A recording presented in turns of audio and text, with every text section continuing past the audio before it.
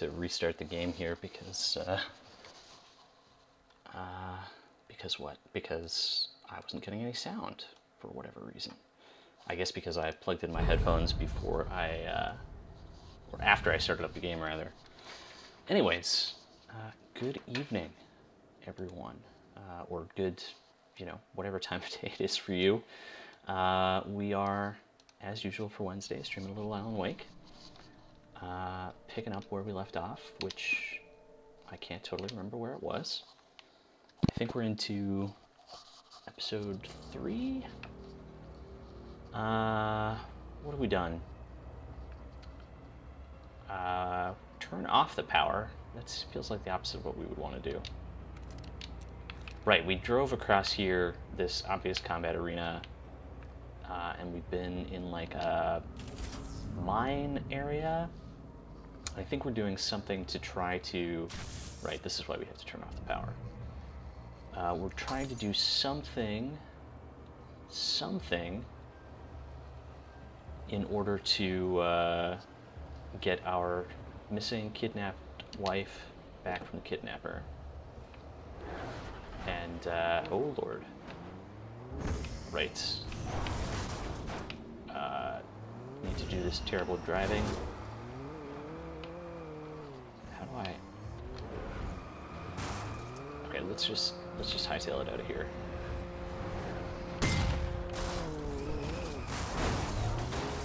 Hopefully the car doesn't blow up because... Oh my god. How do we... There we go. I'm trying to remember the controls. Uh-oh. Oh, we're in trouble.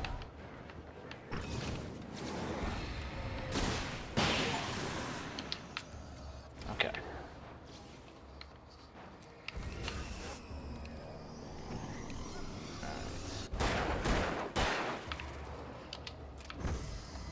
Yeah, leaving right after a big fight, maybe not the, or quitting last time right at the start of a big fight, maybe not the smartest thing to do, but that's fine. It's all good. This thing seems like... Yeah, there it is.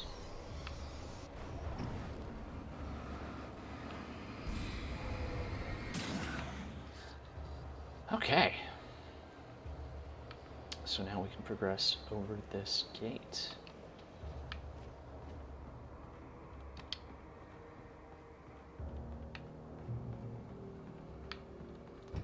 Hoping we're not too far out from... This is... The problem I'm starting to notice with this game is I just want to get to the plot. Like... Oh.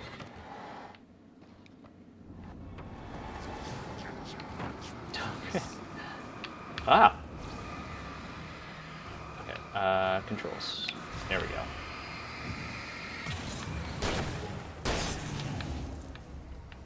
Gotta remember to use these flares. Where did the rest of them go? Ah.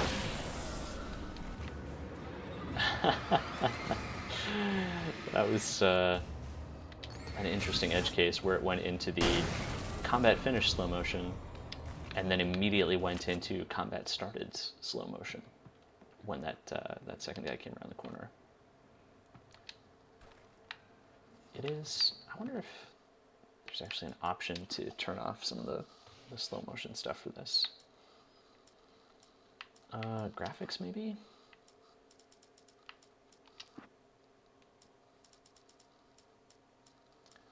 I'm not sure I'm actually going to do it or anything, but it's an option in, for example, it's like the Sniper Elite series. And I think also like, Fallout 3, Fallout 4, I believe also had the ability to turn off like the cinematic combat camera or whatever they call it. Doesn't look like it is here though.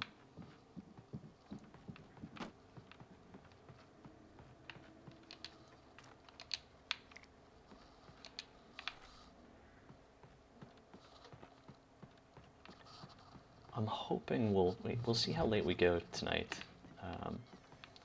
but I'm kind of hoping we can get through this game at least next week, next Wednesday, I think. Because I will be going on vacation afterwards, and it will be... well, I'll be traveling to Canada for 2 weeks, and if I'm playing anything, it will probably be Trust No One in the Dark. It'll probably be pretty, low-key, not anything graphically intensive, let's put it that way. And I would like to finish Alan Wake before departing so that we can actually, hit a logical breakpoint. And then when I'm back, we'll continue with Alan Wake's American Nightmare. Follow. Okay. Wake touched by the dark Some of presence. the Taken retained echoes of their former selves, but these were just the nerve twitches of a dead thing. Nothing remained but a shell covered and filled with darkness. In most cases, these puppets were enough for the purposes of the dark presence. But for anything more elaborate, as with the writer, it was different. It needed his mind. And so rather than taking him over completely, it merely touched him. Interesting. So, okay. Trying to think how this, fits into the metaphysics of Alan Wake. It needed his mind. It's rather okay.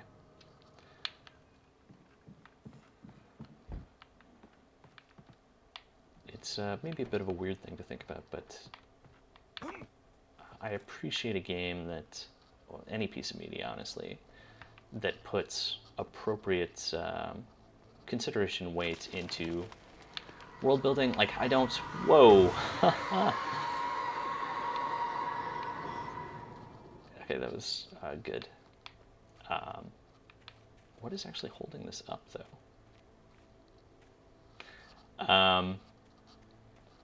I don't care about the lore necessarily in terms of, like, going and being able to read this stuff on a wiki or whatever.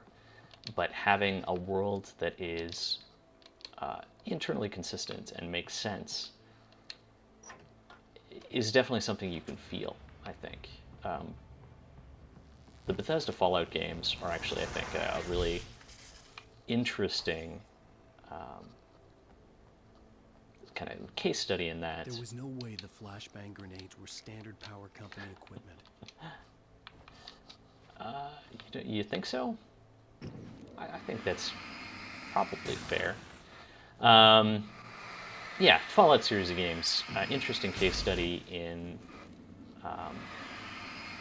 the consistency of a world where a lot of the things that are, quote-unquote Fallout. So, for example, bottle caps. In the original Fallout series, there was a whole logic, a whole narrative behind that stuff, behind why people were trading in bottle caps. And they were actually a currency that was created and backed by water by the merchants of the hub. So there's this whole town that had this currency, and that was the source of it. And actually in Fallout 2, people didn't use bottle caps anymore.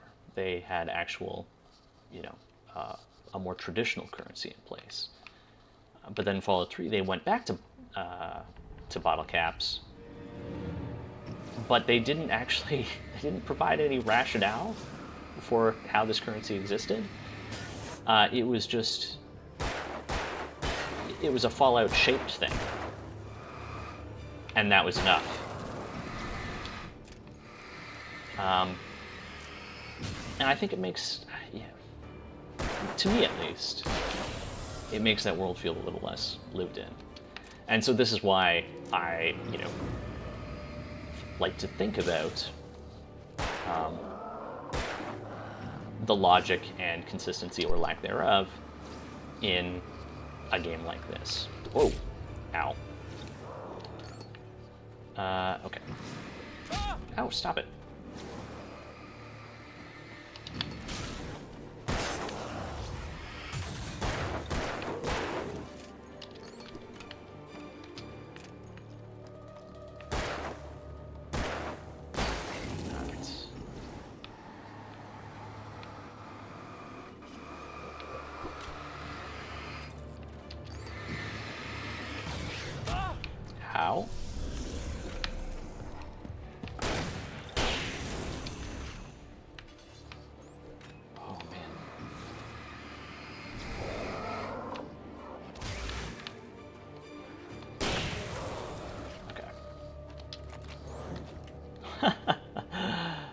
Okay. We got this. Oh, I guess I should. There we go.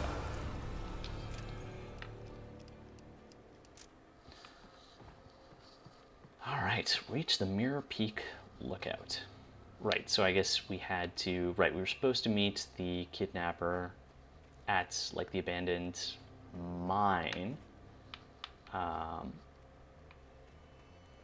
but he didn't show up, and so now we're heading to Mirror Peak because I guess he called us or something to change the location after we slept through the day. There was also, I think, last time. This is a kind of pointless tangent, but we were looking at the rings in a slice of a tree, the age rings, and it had pointed. I think it was that. Anyways, well, we'll read this page and then I'll get back to this tangent. Wake and Barry in the cell. I stared through the bars of the jail cell. Barry stood behind me, swaying on his feet, looking as ill as I felt. Agent Nightingale stood on the other side of the bars with Sheriff Breaker. Nightingale had a stack of manuscript pages in his hand. He seemed unhinged as he gloated. Well, I've got you now, Raymond Chandler. It's all here. All the evidence, including conspiracy to murder a federal agent. Okay, hold on just one second here. I just want to make sure my levels are okay. Just got to adjust a few things here. And it does look like we're maybe a little low.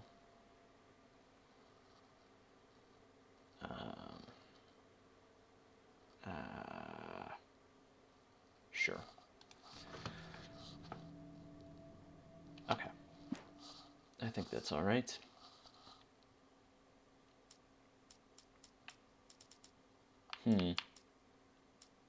That's interesting. They're less in order than I would have anticipated.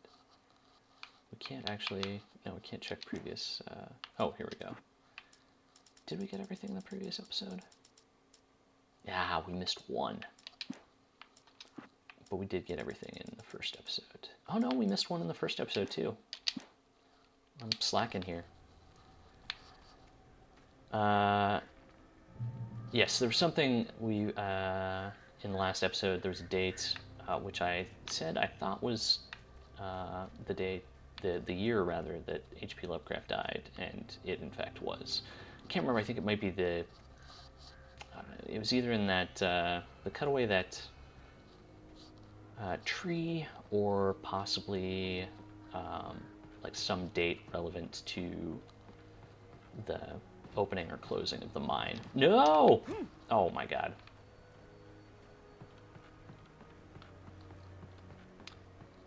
So yeah, wearing, I mean, as always, this game, wearing its, oh, no, no, no! Ah, this is gonna kill me.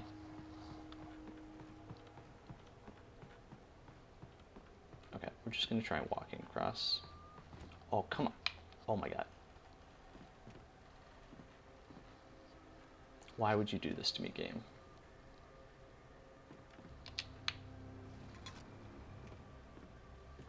Alright. And I don't even think we're gonna get all the coffee thermoses, but hey, we get partial credit. We've already unlocked one thing. Okay, one achievement for the number of thermoses we've collected so far. Sadly, no more. Do we go into the mine? I think the mine has... Yeah, it's just a bonus thing.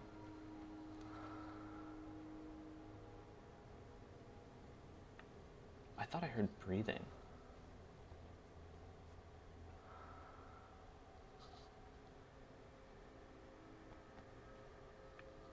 Yeah, you definitely do. It's very creepy.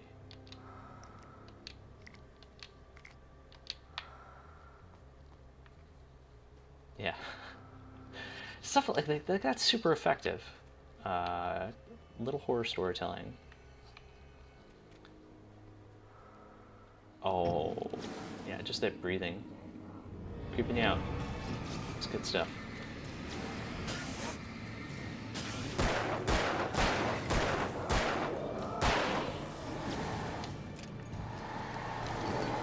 Oh, I did not think he was going to be able to.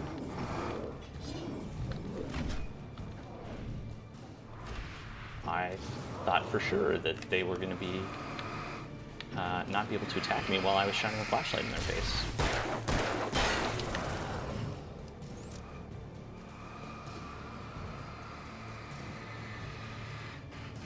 Please stay back, sir.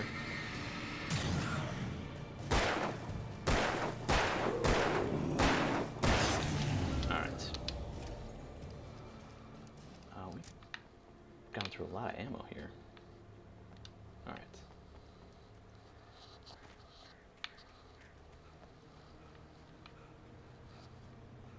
A lot of ammo, a lot of health. Although I'm actually not sure how... Oh, it seems like my health is just like very slowly regenerating, just passively. I didn't realize that was a thing in this game. I knew that you regenerate when you step into the light, like this. But I did not realize there was additional passive healing. I kind of hate that I know that now, because it puts me in the awkward situation where if I'm low on health and I know there's a fight coming up, or fear there may be a fight coming up, I the had optimal... no real plan. Oh. I was going to give the kidnapper all the manuscript pages I had for Alice. If that wasn't enough, I'd hold him at gunpoint and make him talk. Yeah, I hate that the optimal strategy is to just wait. Sure, we'll switch guns. If you're low on health, you have to just annoyingly wait, burn some time, so you can get through the next fight or whatever. It's like, yeah, you have to be careful when you're making games not to make the optimal strategy annoying.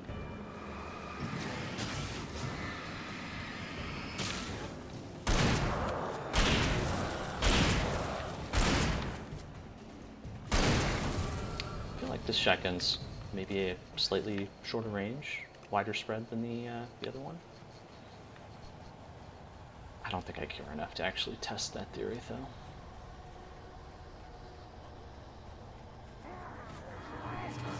Yeah.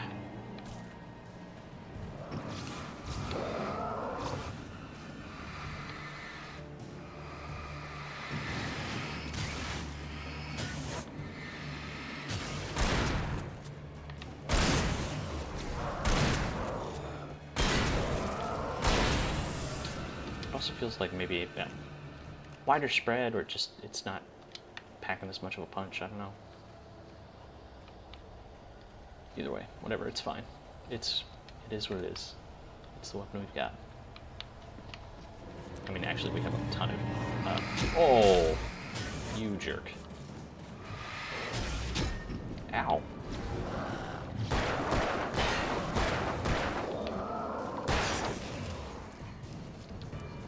No, no, no!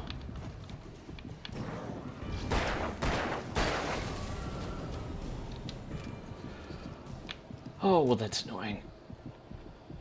Whatever, we're just gonna push through.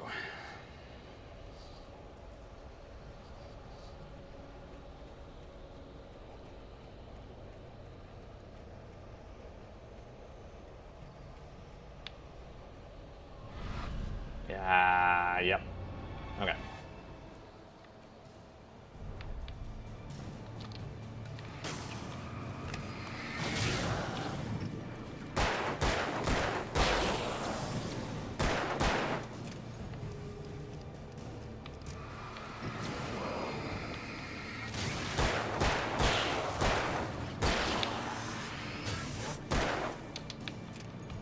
Okay. What? I definitely dodged that. Or, I definitely thought I dodged it. Clearly I didn't. I'm a little annoyed by that because we're so far I had back. no real plan. I was going to give the kidnapper all the manuscript pages I had for Alice. If that wasn't enough, I'd hold him at gunpoint and make him talk. Alright, let's just speed run through this. I don't care.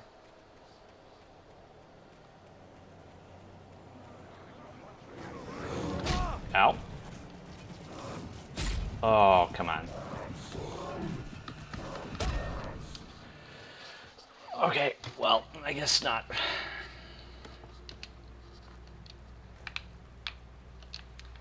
Gotta just take my time.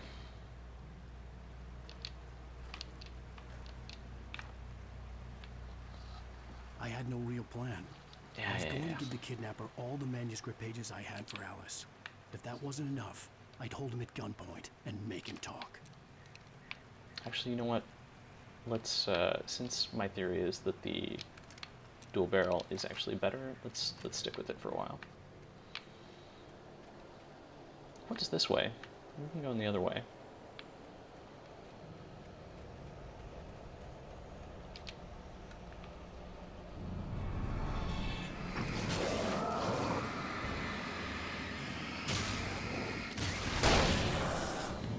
Yeah, see? That's definitely more powerful.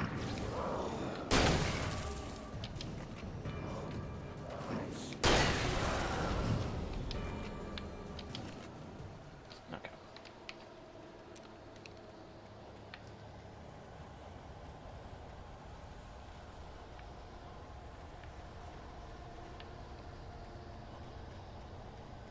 And light goes on.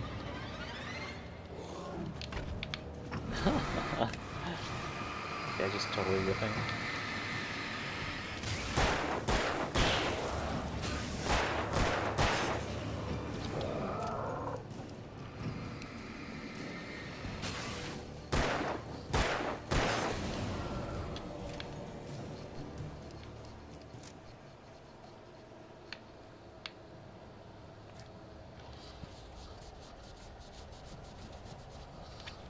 Okay. Right. Remember this. This is where we where we failed.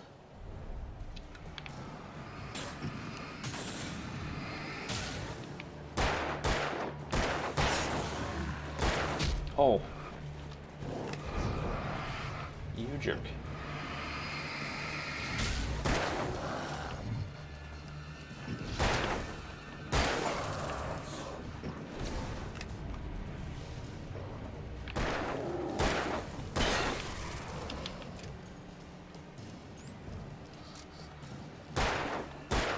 One of the things it'll be interesting to see if they change for the next one is the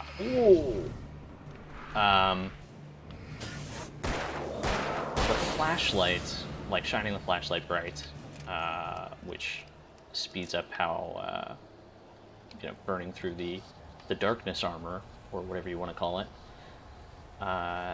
is bound to your aim key, which means otherwise, but like whenever you're aiming without that, without shining the flashlight, or when you don't want to shine the flashlight, you want to, shoot a guy, you gotta just kind of like pre-aim it.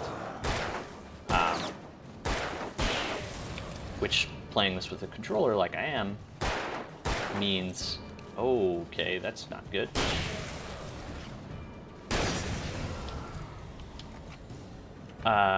You don't get the benefit of, well, you don't get any, like, snap auto-aim, because there's no key that you press aside from shooting. Now, I don't know if the game, offers you a little bit...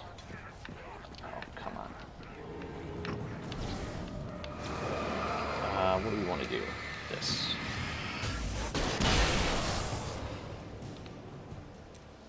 Okay, good. Easy. Alright, we also have the flashbangs. Forgot about that. But yeah, there's no... by necessity, or by... How? Leave me alone. Oh, no.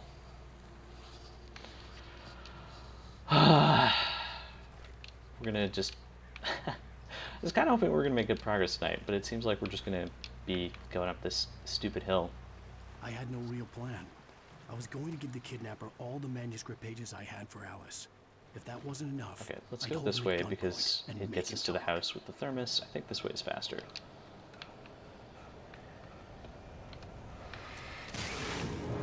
And we're gonna just burn through flares and whatever. Okay, so the secret is using this at like point blank range. Like that. Much better. Alright, gotta use the resources I have. Got a whole bunch of flashbangs. Let's not spare the ammo. If we were saving it for a rainy day, the rainy day is now.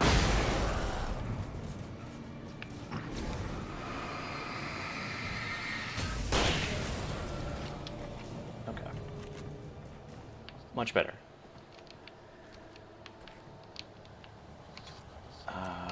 Let's get this out. Oh, you. Rude. Oh, we can open the fridge. Or we can't open the fridge? Why would you... Okay, I'm confused. Why you would go through the effort of having that? Take a note, everyone. We need to see if there is a fridge that we can actually open at some point. Or if someone just coded that open interact point on the fridge to torment us. Like it's not a physics object that's kind of... Oh!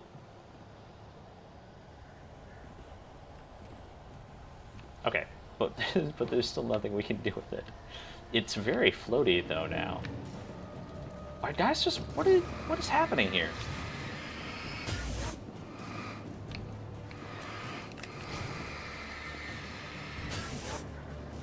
Oh, weird.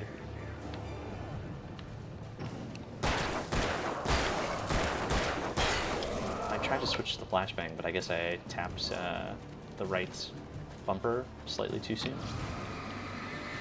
And so we fired instead. Okay.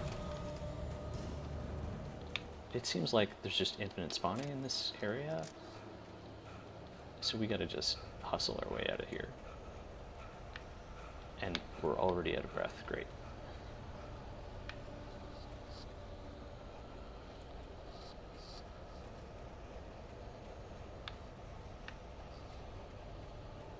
Yeah, for survival horror game, I have serious reservations about like infinitely respawning enemies. I'm not sure if that was actually what was happening there, or it was just like a couple waves that kind of hit us all at once. But yeah, having an area that can just infinitely drain players' resources, it just feels, I don't know, there's something about it that feels fundamentally unfair, in a survival horror game especially.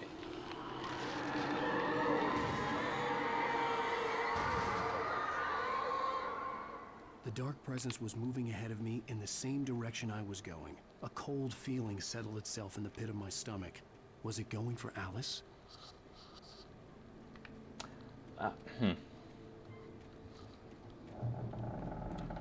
As you may recall, the dark presence kidnapped Alice? Whatever, seemingly, at the end of the first episode. Whoa. Oh, okay.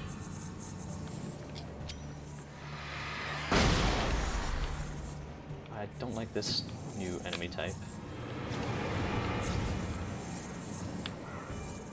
Oh, this is just so annoying.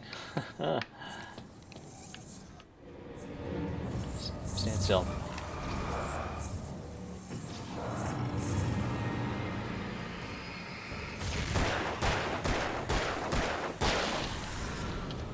I really hope that's like a boss type, not a... Oh, the flare rolled down the hill. That's how we know it's really a video game, folks.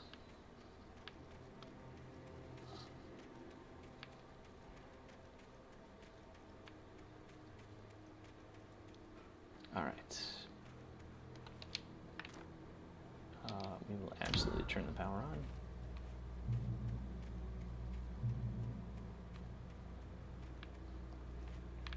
Doesn't look like there's anything through the back there.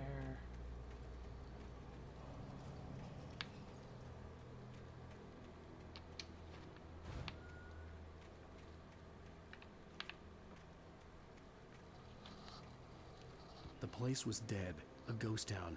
Had been for decades, maybe a century. Whoa.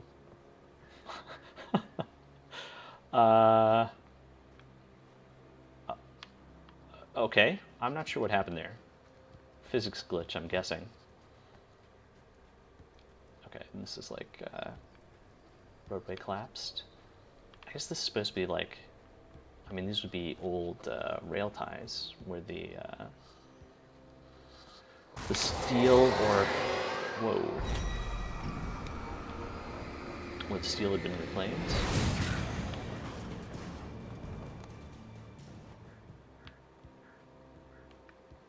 I love this.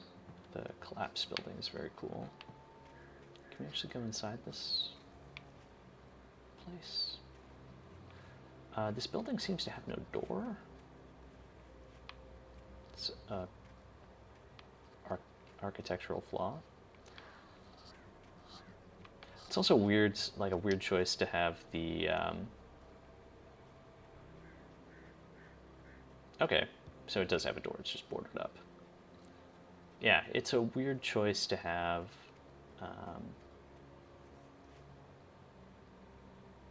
To have these windows not boarded up, so you can just see this building is totally empty.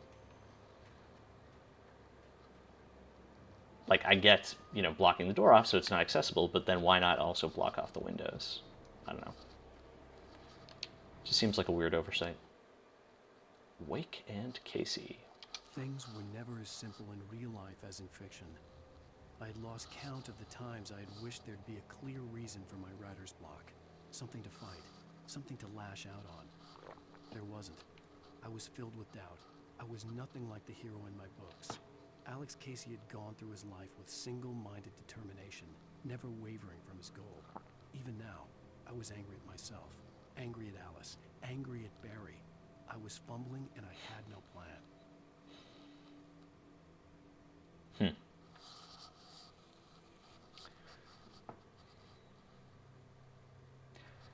This is, I mean, this ties into, in kind of an interesting way, to the fact that Wake has a temper, has been lashing out inappropriately a couple times throughout the story so far. And yeah, like this first paragraph, I wish there'd been a clear reason for my writer's block, something to fight, something to lash out at. Or lash out at would be, well, that's how I would phrase it anyways. But yeah, it doesn't touch on the fact, yeah, angry at myself, angry at Alice, angry at Barry. There's an awareness of this, you know, the anger is a character flaw, but there's not an awareness of the fact that the anger is entirely misdirected. Angry at himself, maybe, but angry at Alice, angry at Barry, they didn't do anything to you. So I'm hoping there's some kind of acknowledgement, apology. Excellent. The use of sound there when you jump, the rocks falling is a kind of a classic, I think, to heighten that sense of fear without needing to animate or do anything. Grey Peak Gorge. Originally founded in 1928, the Grey Peak Gorge mining town was one of the permanent settlements the Bright Falls Mining Company built for its workers. The nearby graveyard is a testament to the dangers the miners faced on a daily basis. Most of the men who lost their lives over the years here were buried there, A grim reminder to be careful for those who remained. Grey Peak Gorge was abandoned almost overnight when the Bright Falls Mining Company closed its doors in 1970. Yeah. I guess that's Grey Peak. The gorge, I guess, would be down there. Right, which goes up through the graveyard. So yeah, we came through that.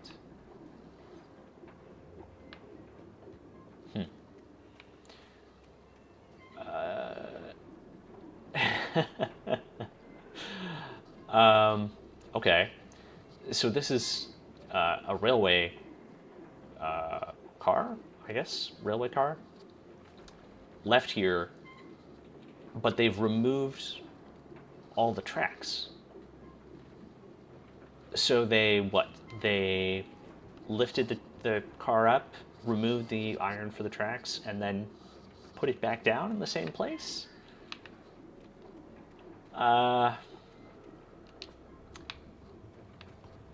Yeah, I have some questions. I definitely have some questions.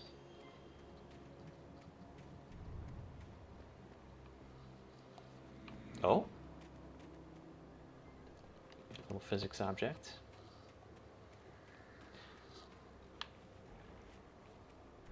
I gotta say, one of the things, so I feel like Control did a really good job of this. Well, it's not perfect. Some of it's a little finicky, but having lots of physics objects and interactivity in any area that it was a combat arena. So, you know, you shoot a desk and papers go flying through the air. Right, so this is why we need the rail tie still in the ground, but not the... okay. But not the actual rails. Wasn't there a third one? I guess we got that with the flashbang. Or not. Okay.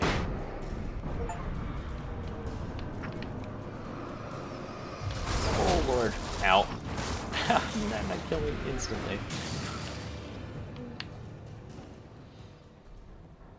Yeah, it seems like that set piece with the rail ties, you know, blowing up one after the other was kind of in place before some of the rest of this design.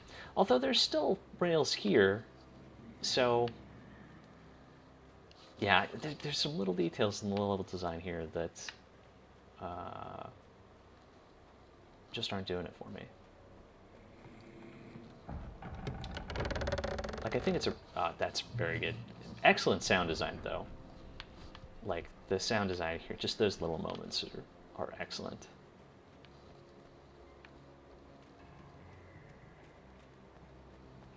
Okay, and so this is to prevent us from going back. There must have been some technical limitation for the Xbox version of this that's that did. Oh, it didn't. Oh my god, what the heck? Whew. Okay. Yeah, technical limitations on this would have been what the Xbox 360 this came out on, where they had to, you know, soft gate you. Or I guess I guess the soft gate is just to prevent you from running away from the Steam engine, actually. Just locking you into the combat arena. We picked up a key of some sort. You can just, I can see down in the lower right corner.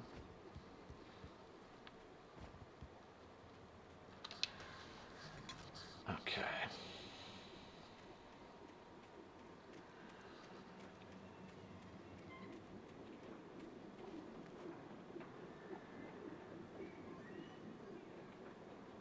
Again, very good sound design. Just little creaks. Oh. So, wait. Okay, so just the key to get in here.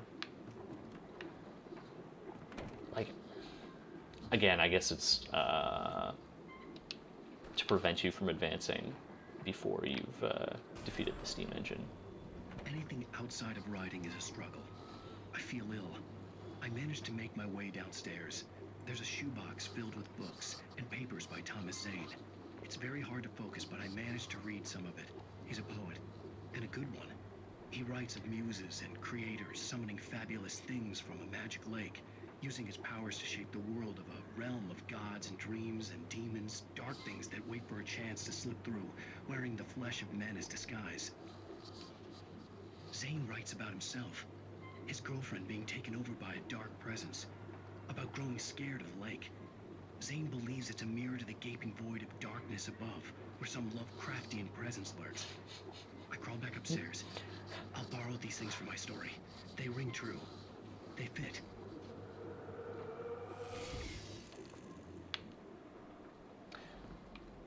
So there's a question in the metaphysics of the world. Like, I think we've kind of established that Alan Wake is not the originator of, the things that are happening. How much shotgun ammo do we have? 11. What if we switch to the rifle? 8. Okay, still 11. I guess we'll try the rifle for a bit. But yeah, we've established that Wake did not originate the Dark Presence, but from what we just saw on that TV, it sounds like maybe Thomas Zane did somehow. I mean, I guess everything is suspect, right? We're dealing with an unreliable narrator situation here. Or we could be. And it also goes kind of too deep, where we have a narrator discussing another narrator. The kidnapper had sent me a text. The message was full of spelling errors and insults. It was telling me to hurry up. That's a very Stephen Kingian touch. Having the bad guy not have good spelling. So we know he's the bad guy because he doesn't like books. Wait, like this breathing sound again over here.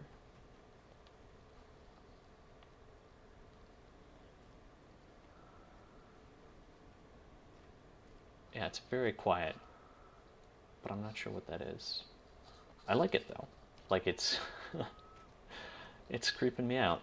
So it's doing the work.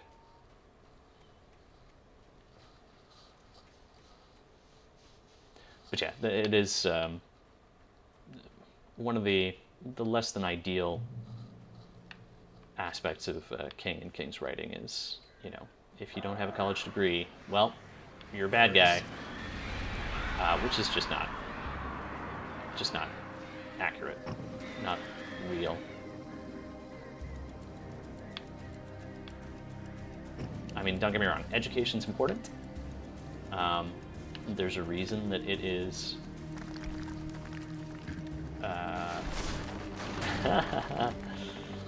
the only it's the only right that is actually a responsibility in, I think it's the UN Charter of Rights and Freedoms.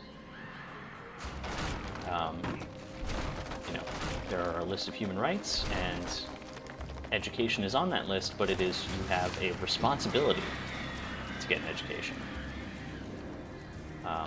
And I do think there's some truth to that. Obviously, it should also be the responsibility of the state to provide that education for you,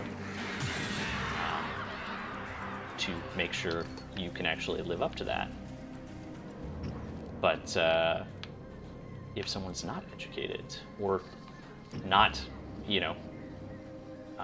has spelling mistakes for some reason, that's using that as shorthand for bad guy is not ideal. Of course, it's a thing we do all sorts of, not just with spelling and stuff, but any, it's an unfortunate trope of Stephen King, and I think horror more broadly, where any kind of disability can be shorthand for evil bad guys, and it's an unfortunate thing in the genre, and something that I hope modern authors will have an awareness of and try to avoid. Although, I mean, this game came out not that long ago, and it falls into that trap.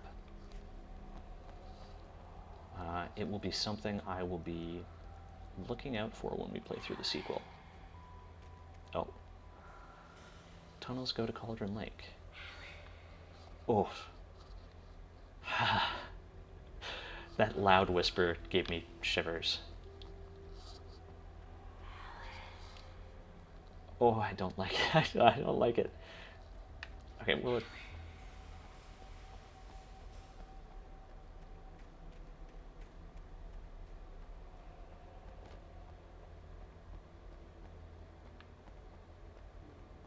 That's interesting. It stops when we go down here. Okay, I want to see if there's anything the other way before we go down there, because it kind of feels like... Yeah, I'm not sure. These kind of both look like they're the main way.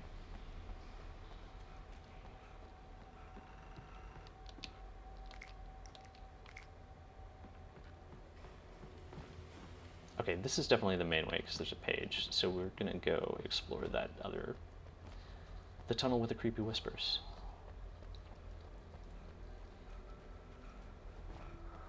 The tunnel that goes to Cauldron Lake.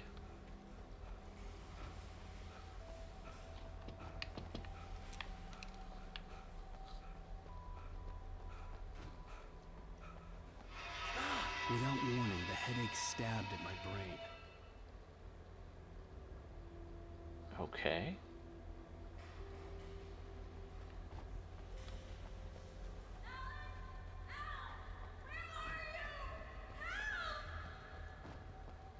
Alice?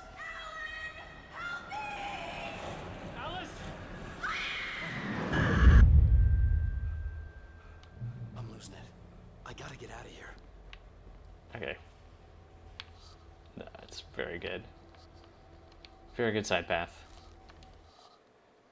Hunters taken. The hunters were big, thick-set men, confident and at home in the woods. They were feeling good, running on beer, ghost stories, and camaraderie late into the night. It did them no good, as they were taken by the dark presence, sucked deep into a darkness far worse than any ghost story they ever told or heard. It's not bad for a 2-paragraph horror story.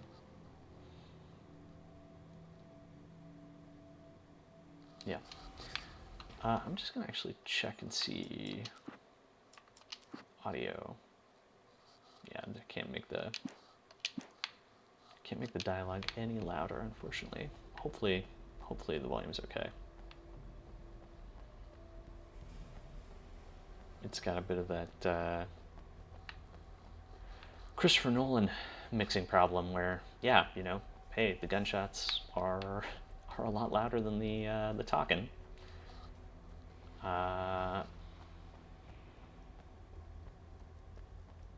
it can make it hard to hear the dialogue, which is, I mean, that's why I'm here. I'm not here for the gunshots.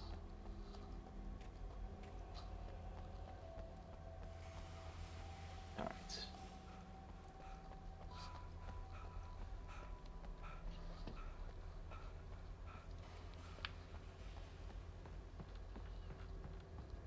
Yeah, playing through the Chillazart game, the convenience store over the weekend, has got me thinking more about what this has that it doesn't, that I want to see in a horror game. Anyways, let's Nightingale in the Majestic. Even behind the closed doors and curtains of his grimy room at the Majestic, the local motel, Nightingale could feel the locals' eyes on him, the unrelenting pressure of their judgment. He forced it out of his mind. For all he knew, they could all be under Wake's spell already. You do what you have to do to get the job done. He took comfort from the bottle in his hand. Please, he thought, just let me get through this.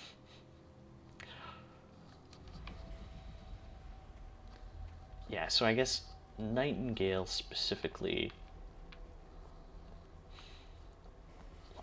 like he feels like a much more two-dimensional character than some of the other people we've encountered so far, and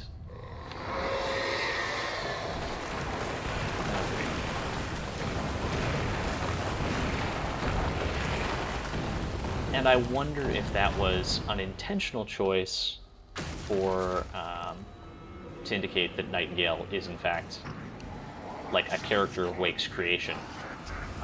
Okay. Compared to someone who, you know, has existed in the town from before Wake started writing.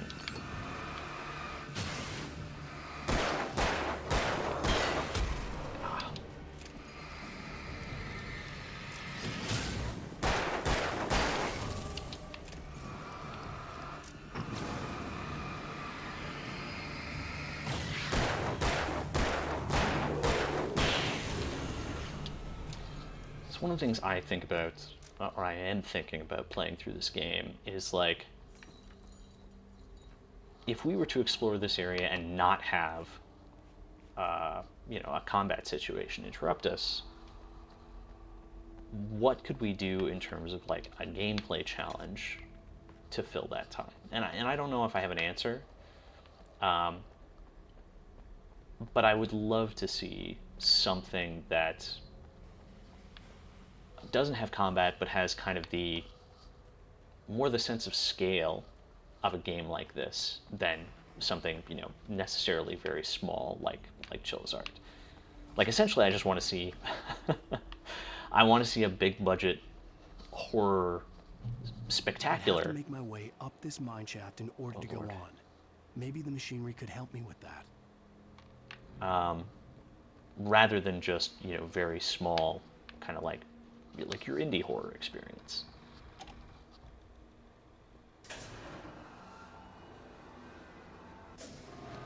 And also maybe something that leaned more into, you know, the creepiness and sense of unease, rather than the jump scares. Because like this doesn't really have jump scares. You get, you know, maybe mildly surprised sometime.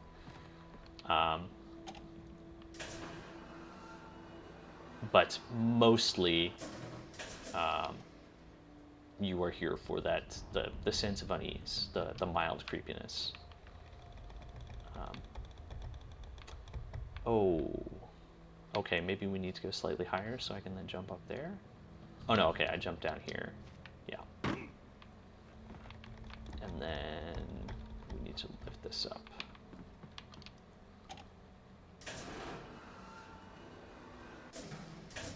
So yeah, I mean, like, this puzzle could be something that in a version of this game without combat you had to resolve, and I think that's fine. Yeah, but it's not the most interesting thing.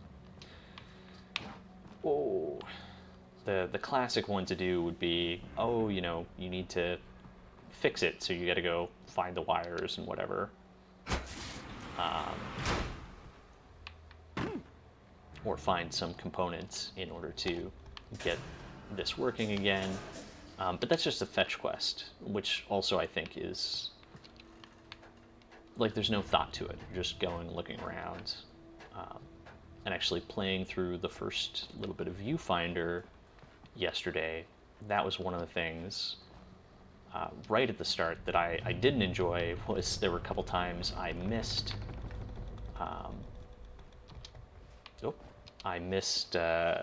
some pictures in the environment that I had to pick up in order to advance, and it was just like, okay, I missed some tiny detail, and like looking around that dark mine for you know, loose wires or something would not be my idea of a good time. Okay, Mirror Peak lookout, so that's probably up, so let's explore down for a thermos or a page or whatever. Or, oh, okay. So no, we're gonna, we do actually want to explore up first. confusingly. Because I guess this is not Mirror Peak. This is some other... Oh, right. We know because of the name of the mine. It's Gray... Gray something Peak.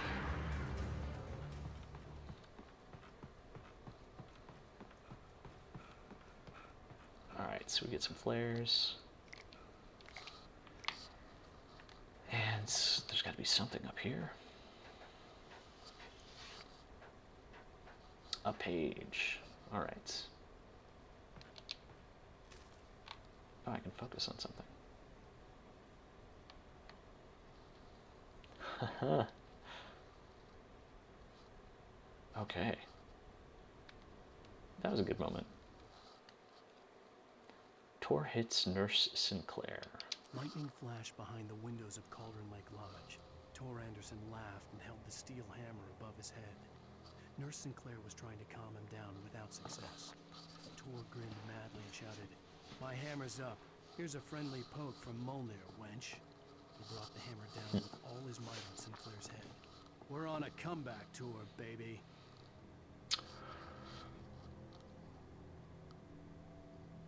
Yeah, it's some weird imagery. I mean, I guess it's the goal is to have it be disturbing, questionable. Weirdly, reading about that in combination with us just having come through a silver mine, I have to wonder if it's not supposed to evoke Maxwell's Silver Hammer. The deeply disturbing Beatles song. Could just be a coincidence, but yeah. Now, I mean, I'm knowing this game, I have to assume we'll find context where it's like, oh no, that was necessary or whatever. But it does also... Yeah, it's walking a fine line in the tropes there, I think, that most recent page, the horror tropes. Oh, great. Another cable car. Just great. Just thinking the same thing.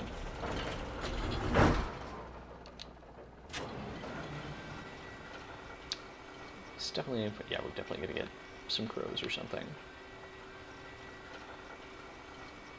Yeah, I would not take this thing in like a million years in the real world.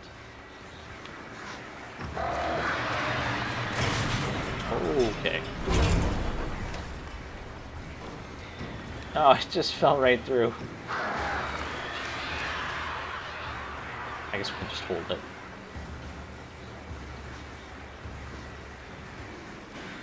Buy us some time.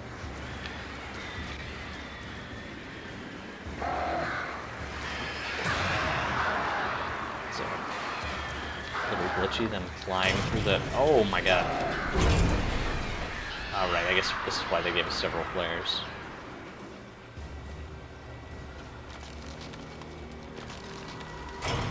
Oh my god.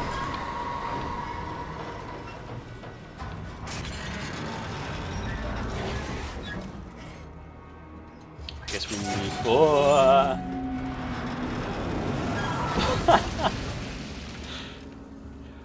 That felt a little weird. I thought we'd like missed a jump or something, but okay. Oh, what? Seriously?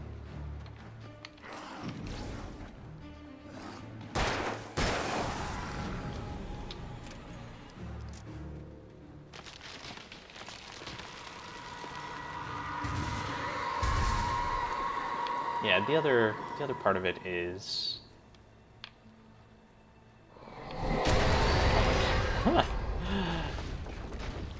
Shit. a certain amount of this is just it's like the roller coaster school of design, I guess, right? And you see that in a lot of horror games, I feel like, and a lot of other games.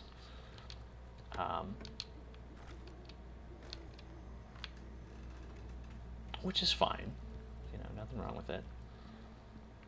What do you think? We get an achievement for shooting over the beer cans?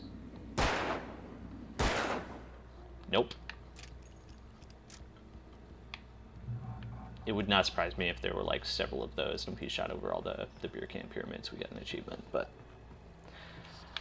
not going to sweat it.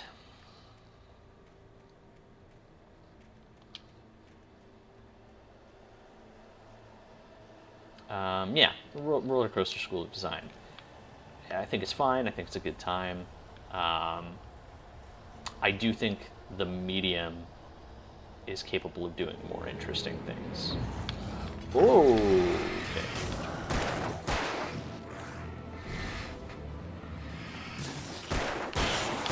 okay.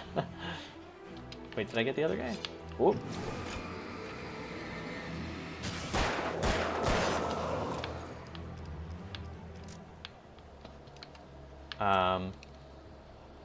Wait, hunting rifle's what we already have, right?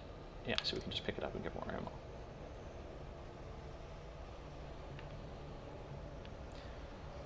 Yeah, Roller Coaster School of Design. So, you know, this has systemic combat, but a lot of the other sections... Ah, I must have missed him. A lot of the other sections are just... Well, like the cable car, literally kind of a roller coaster. But then a lot of the time when you're walking around, it's the same deal, where stuff is happening around you, regardless, like, as you walk through the world. So even though you're not on a ride, you are, you know, well, I guess the character of Alan Wake that we're controlling in the world is, you know, the roller coaster car through this analogy. Anyways, yeah, like the system we get here is the combat, which is not a horror system, and the rest, like most of the horror, is text or roller coaster. And I feel like you could do something more interesting. Anyways, let's read this. Cauldron Lake, the 8th deepest lake in the world. Cauldron Lake is a caldera lake formed in a volcanic crater. The volcano itself could be considered to be active, but it has not erupted since the volcanic earthquakes of 1970. And even then, the underground activity was comparatively mild. Despite some property damage, there were no casualties. I don't think that's true. Cauldron Lake is one of the most beautiful spots in the Bright Falls area, as well as a central figure in many local folktales. It's a popular recreational area for the area residents. So this is interesting. This sign says there were no casualties, but as I recall, Thomas Zane and his girlfriend, Barbara Yeager, which is a reference to the Baba Yaga. Yeager also, of course, means hunter. Anyways, they disappeared. The cabin fell into the lake, and they both went with it, as I recall, which would be 2 casualties. But if the sign says, oh, don't you dare. If the sign says 2 casualties, or no casualties, rather, it begs the question, oh, come on. It begs the question, did Alan Wake create Thomas Zane out of whole cloth? Like, is he just an invention? Can they not throw stuff at me when I have the flares up?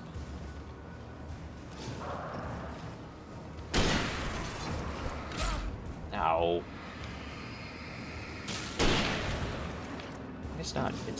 I mean, I guess it kind of makes sense. If it's a blinding bright lights, you're not gonna look right at it, right?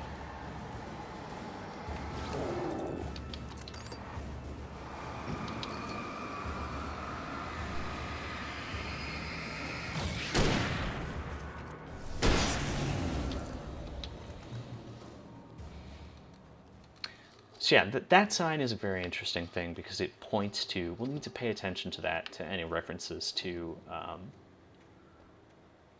Thomas Zane or Barbara Yeager, to see what it says about whether they died or whether they disappeared during that eruption. Whether it's just something a character says or whether it's something like a sign, something more permanent in the world that contains that information, to try and sort out, like, hey, like, is there prior stuff in the world that says these people existed, these people disappeared, or are these possibly words that that Wake is just putting into these characters' mouths through his writing? Mott at Cauldron Lake. Mott had checked all of Stucky's rental cabins. There had been no sign of the Wakes. It was dark when he'd found their car parked at the end of the road by Cauldron Lake. It made no sense. They must have taken a wrong turn, but there was no sign of them, and the car had been there for hours already. Frustrated, Mott stood on the rotten ruin of the footbridge that had once led to Diver's Isle before it sank beneath the waves years ago. The boss wouldn't be happy.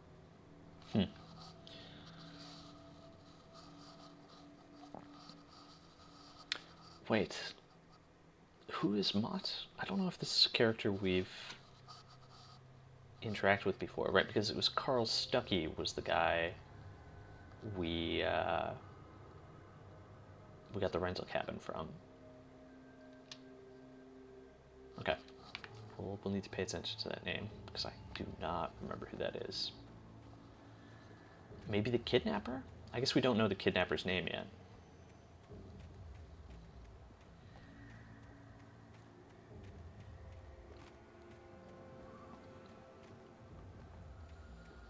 This is an interesting piece of geometry here. Like, it looks artificial, it looks more man-made. Yeah, same as this stuff. So I guess it's supposed to be part of some old structure.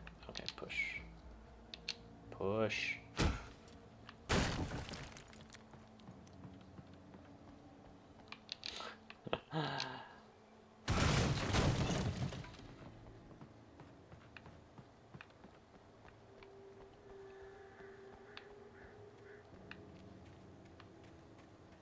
Yeah, going back to the stuff about, you know, the roller coaster school of game design, it was one of the things that I didn't enjoy about the most recent Amnesia Rebirth, was it felt the systems didn't feel deep enough to carry it, and so it just kind of felt like you're on a roller coaster going through the motions for the most part. And it's part of the reason I'm so curious to try the bunker. Tom, because it seems like, oh, I miss you. Okay, this is, oh, yeah, CW and TZ. You talk to me on TV, Tom. We have the breathing again. I miss you, Tom. Did you write this? Is it a different handwriting? No, it looks the same. I curse you, Thomas Zane.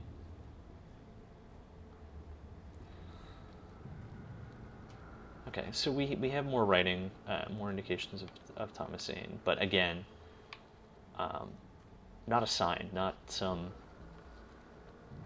you know, permanent fixture of the world, or more permanent fixture, I guess.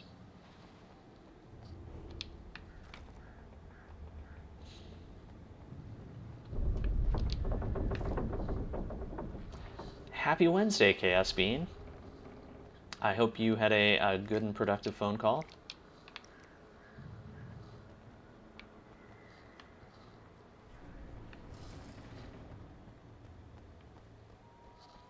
We're going strong here. Oh no.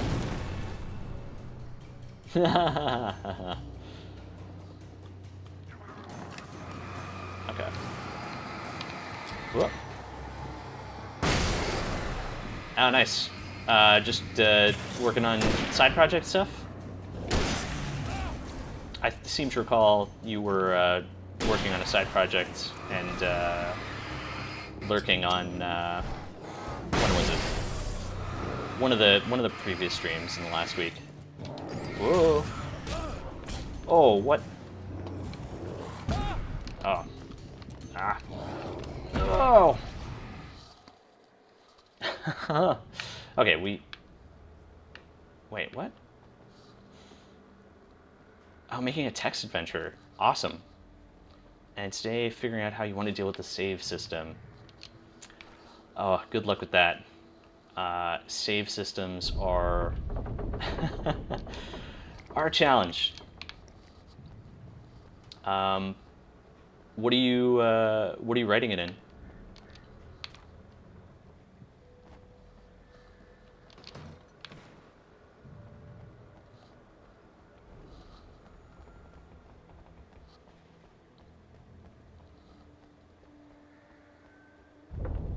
Okay. So let's get our grenades ready for this. Are you like using an engine for it, or are you just coding it all from scratch? Oh, come on.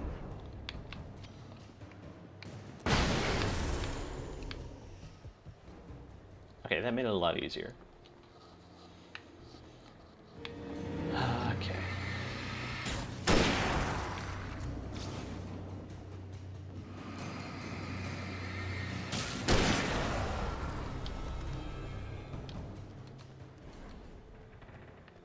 Anyways, yeah, KSB. Okay, so I'm using one.js that makes it so I can write all the UI stuff in React, and then I'll use Unity for some graphical components and sound. Awesome. Well, I will be super curious to see that at some point. Would be super interested to play it when when it gets to that point.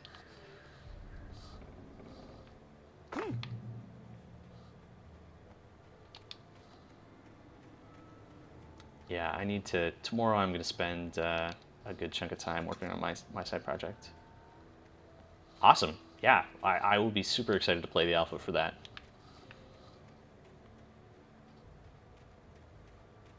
Yeah, I had a chance to try out like a alpha demo build for a friend who's making a platformer recently, and I don't know, I find it really interesting, really rewarding to I could get a look at that Cauldron stuff. Lake. I thought I could make out the spot where the island and the cabin had been. There was a light near it. It had to be a boat. Okay, so it really feels like we're taking a long way around here. I was close now. I had to get there fast. I dreaded what I would find. Why would you put that dialogue cue right there? Oh, I have to get there fast. Okay, let me just stop and pick up and read this page. Wake wakes up in the lodge. I can't believe they... wow. What a phrase. I tried to hold on to Alice, but her form melted away. I was losing control. Dr. Hartman stood in her place. I wanted to hit him, but my arms were jelly. He smiled. It was a reassuring smile, and I hated him for it. I had to give you a sedative. Don't fight it. You went through another rough period. Right now, it's very important that you stay calm. We don't want you to have another episode. You're a patient at my clinic. Have been for a while now. Anything I can say about my side project? All I can say about mine right now is that it's set in a house that used to be occupied by a cult, so there's remnants of that, so it's a little bit haunted. Okay, that's... Now I'm super excited to see what you're working on, because that sounds like it will absolutely be right up my alley. The thing that I'm working on, so I have some kind of longer term ones I want to do, but I'm someone. Wait! Oh, You? Wait! Hey, I'm here! I'm coming! oh, I feel like we might be getting to a cutscene. No! Get away! Sorry. Please, it's late.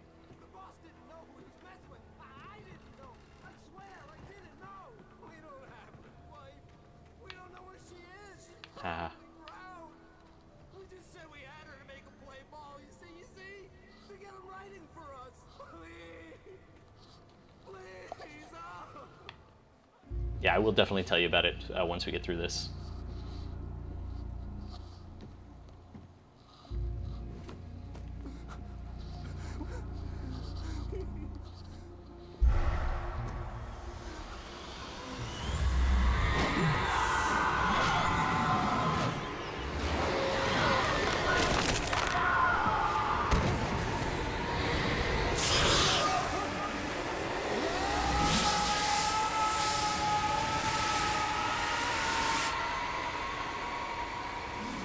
That's a very good shot.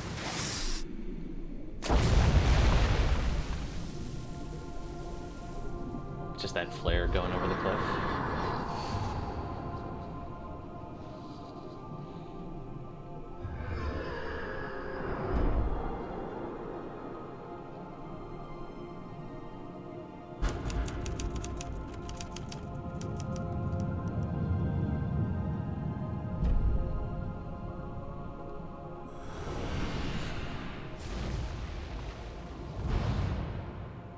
All right, we finished another episode. It's weird to me that they're called episodes, not chapters.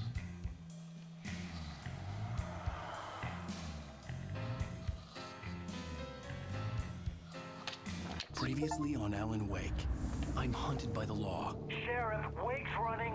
I'm giving chase. Are you seriously telling me that writer just took out my deputies? A thriller I supposedly wrote is coming true. The genre of the story seems to be shifting. It's turning into a horror story. I was told that Alice had been kidnapped, but that was a lie. We don't have his wife. We don't know where she is. Her purported kidnapper was eaten up by the dark presence before it attacked me. Yeah, the chapter episode thing is doubly weird because a lot of prestige TV shows now would use chapter. It was just a nightmare. Alice. There you go, Alan. Hartman, I fell. I had to give you a sedative. Don't fight it. You went through another rough period. What? Right now, it's very important that you stay calm. We don't want you to have another episode. You're a patient at my clinic.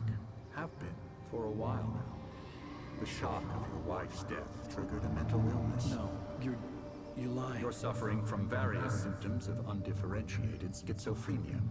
Bastard. It's okay, Alan. Just let go.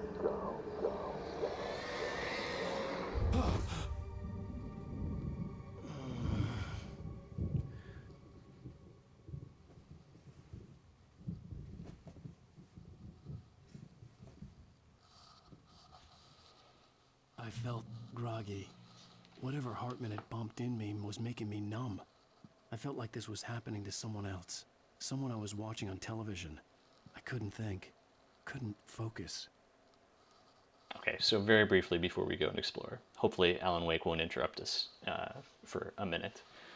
Yeah, so the side project I'm working on right now is kind of just a small thing to... Oh, yeah. Seriously? Good Come on. evening, Alan. Are we feeling better now? Feeling calm? Yeah, I see you brought your pet gorilla with you. So sure, I'm calm. I get the message, loud and clear. Quite right. That's the spirit. You're being very brave, Alan. I understand you're confused. I would be more concerned if you weren't suspicious of me. I don't blame you for it. Big of you. Now, why don't you come with me? We'll reacquaint you with my clinic and go over everything you might have forgotten. Little walk and some fresh air? Yes, it will do you good. Okay, I'm just going to pause for a second. So the thing I'm working on right now, mostly just to figure out Unreal. We'll get the very brief version, and then we can discuss it more when there's more, combat and stuff in a couple of minutes. We were talking about that old trope of the Citizen Kane of games. Came up in conversation, and someone said, "Has no one made a Citizen Kane racing sledding game?" Which I don't know. I don't think anyone has, but I was like, I'm gonna make it. But also being me, I almost immediately figured out a way that I want to turn it into, mild spoilers, but just like a low-key horror thing as well. So, yeah, it's like a goofy little thing that should also be like, yes, the scope creep is very, very real. But I think I've got it relatively contained now. It'll be a really good learning experience. I'll have like a lot of familiarity with things I want to do for 2 other side projects I kind of have in my head and am thinking about. So it'll kind of be, relevant to all to both of those other projects as well. So yeah, it's going to be like a combination kind of like survival horror adventure game thing, and of course, sledding racing game.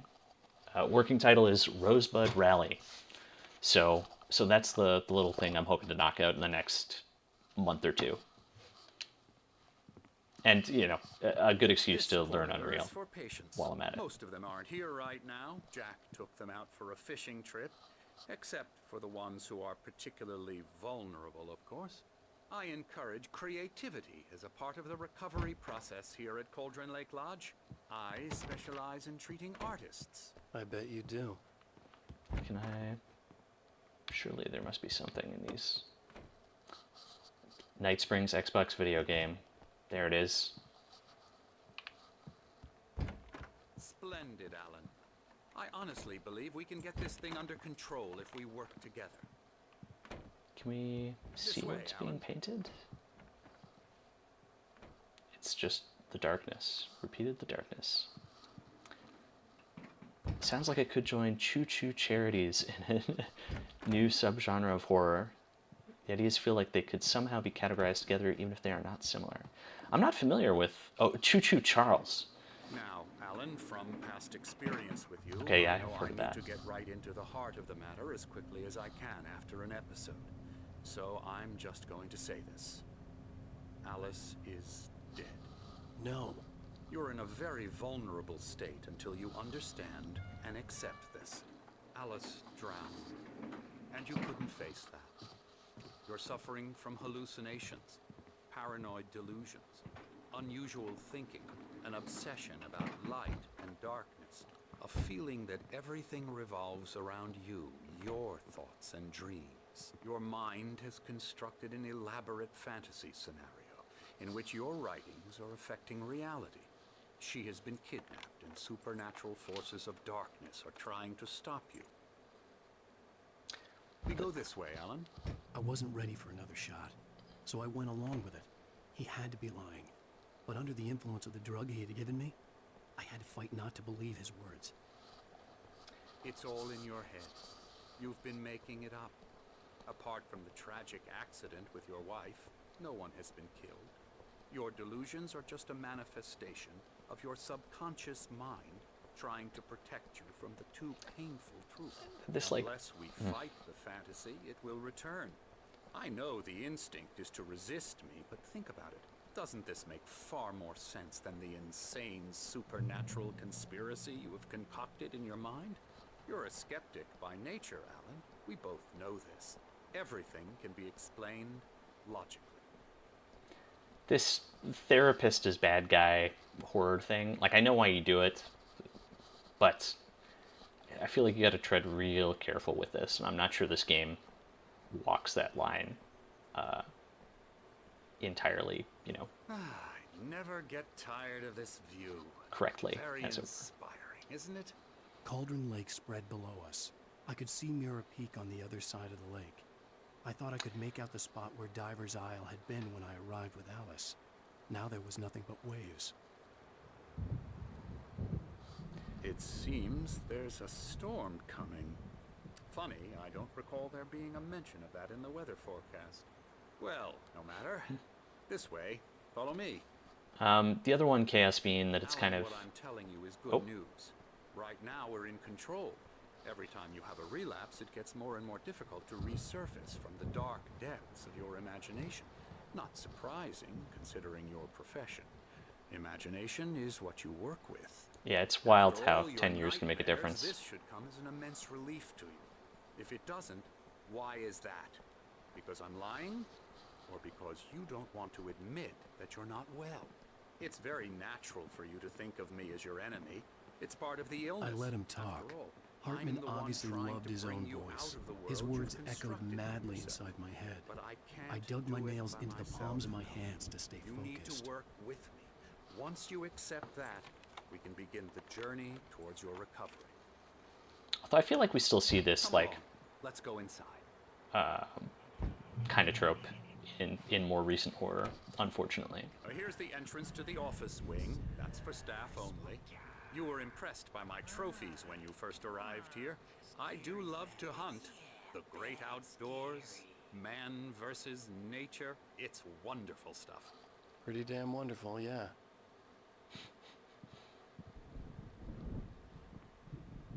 Scary, scary, scary.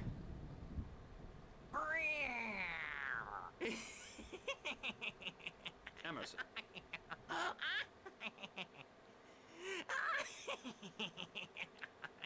I'm a real bad dream, mister. You should be afraid of me. Don't want to run into me in the night, that's for sure. please, Emerson. Mr. Wake is confused enough as it is. Yeah, you'd like me to go away so you won't be scared. But you can't just decide what kind of dream you have or when you have it. Emerson. Yeah, this is pretty rough. Okay, sorry. Boo. That's Emerson. We're actually making some progress with him, I'm happy to say. He works on video Elbow games. strike.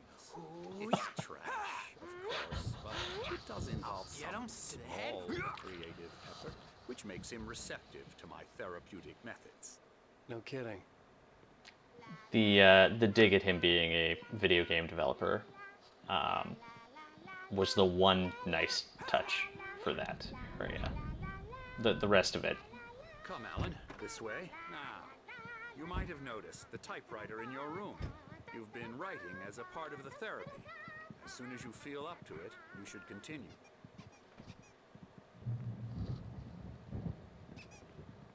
My rheumatism's killing me. There's a storm coming. Oh, what a storm. I hope it wipes this place off the face of the earth. And these two are the Anderson brothers, Odin and Thor. They had how should I put this? A heavy metal band in the 70s and 80s called Old Gods of Asgard. They even adopted new first names to complete the image of Viking gods. After the band broke up, they lived on a farm nearby. They are, well, in advanced stages of dementia. They're well cared for, TLC and all that. There's nothing more that can be done. I'm afraid that the rock and roll lifestyle has left its mark. the Knights Springs board game is nice. It's interesting that I'm so all sorry media in this about world seems to be short Night one Springs. Now, Alan, the power has been acting up. I'd better go check on it. We'll continue this soon. Meanwhile, when you feel up to it, return to your room and try to write. It really is for the best. Don't you think? Okay, now we're kind of on the other side of the cutscene. I'd like Hopefully. to bash his head in with a hammer. Oh, he'd love to fish out our secrets, but he has no clue. He's not crazy enough. Not crazy like us, Sonny. Yeah! Being crazy's a requirement, Sonny. Who else could understand the world when it's like this? It takes crazy to know crazy. That's the sanest thing I've heard in a while. Say, you're all right, Tom. Hey, we like him, don't we, bro? He's got to go to the farm. The Anderson Farm. Valhalla! We wrote it all down, lest we forget. A crash course. All you need to know to get your head right. You need to find the message. Here, Sonny, here's something for you. Gave me a rash, but I kept it safe from these bastards. Yeah, My head not was the. clearing up, or according to Hartman, I was sinking back into the fantasy. I was convinced he was lying to me about everything. Crazy or not, the Andersons made more sense. Tom, got any booze on you? Yeah. Jumping back just a little bit, in terms of like the take on mental illness, where to start? Yeah, it's whew. I could definitely do without it. Yeah, there's so much to say. It's just we don't have time to. I think just it's real bad is sufficient. But yeah, talking about like Choo Choo Charles, one of the things I'm really interested in trying to do with both this side project, but also other side projects down the road, is taking the aesthetics of not horror and making them horrifying. So things like bright colors and generally like positive sounds, and creates that sense of unease in the uncanniness of warping that in some way, but still as much as possible working within, at least visually, what is not a traditional horror aesthetic. So yeah, we'll see. I'm not sure that this is gonna. I'm unlikely to knock it out of the park on the first try, but it is definitely something that I'm very interested in. All right, Thomas Zane's writing and assistant. Zane could feel the poems, taking form, shaping things. As he experimented, he imagined he could almost feel the power surging through the keys of the typewriter. It exhilarated him. But there was fear, too. If not for his young assistant Emil, he would have given it up. But Emil convinced him otherwise. He, too, had a way with words. This is another new character. Emil has not been mentioned previously, I don't think. Yeah. No. We Sorry, have a guys. stash of the special stuff at the farm. Our own formula. Local ingredients. Medicine clears your head right up. Makes you remember like moonbeams on the brain. Oh, I just noticed. Leather patches on the elbows? That's not very rock and roll. Tom just lost is all. Baba Yaga got to him too, the damn witch. She used us all. Taken from all of us. Took my thunder, the witch. And my ravens, what were they? Memory and thought, the hag. Yeah, She took absolutely something from Chaos you Being. too, didn't Like, she? That's what she does. We're that better there's off. like the This subtle place horror, like it gives you you know, power. like you say in Hereditary, the You're a tension creator, an between the artist, family is the real a horror, god. or is where a lot of the horror comes from. In the darkness of the lake. Yeah, the that's one.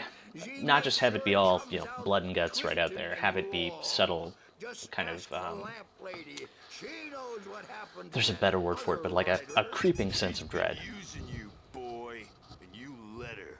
You went and opened the door for her, didn't you? Now, it was already open a crack. And whose fault is that? We're morally corrupt, disease-ridden, old and stupid. Doesn't mean he had to open it all the way, God damn it. I feel like we missed some Tired. some of the metaphysics Farm stuff. Close to the lake, a place of power. We Yeah. had parties there, man. You should go there and have a party. Bob They're just like Potter so said he low got energy all of a through the sudden. Window, hit that hippie chick in the back of the head. 15 stitches and a concussion. Bob's dead now. Leukemia. Weird. Stitches, snitches, and narcs. It's interesting that they just let you Bad scene. walk around and jump and climb on the furniture in this section. I'm tired, man. So tired. All right. Nope. Welcome to Cauldron Lake Lodge. We're here to give you the specialized help you need. However, please observe the following. Please ask friends and family to schedule visits beforehand to ensure they don't interfere with your therapy and/or periods of creativity. Also, please respect your fellow patients' need for privacy and personal space, especially when they're engaged by their creative process. Be patient. Typically, our patients have long-term creative problems and they won't be solved overnight. Give yourself permission to take the time you need. Bear in mind that you're voluntarily receiving treatment that has been specifically tailored for you. Engagement therapy and its sister method, the flow, work best when you are actively engaged in shaping them. And if you have any concerns, please don't hesitate to voice them. This makes me wonder if there would be some version of this that, like maybe even earlier in the development process, there was some version of this that was not a, like, that didn't have the mental health component, was purely a lodge for creatives to, you know, come to break their creative blocks and stuff, which, yeah, would have been a much better framing, like lampooning of like self-help, the self-help industry. Okay, I think we can have a conversation about that. Certainly, I think it would be much better than a criticism of just like mental health and professional, you know, psychologists and psychiatrists and that sort of stuff.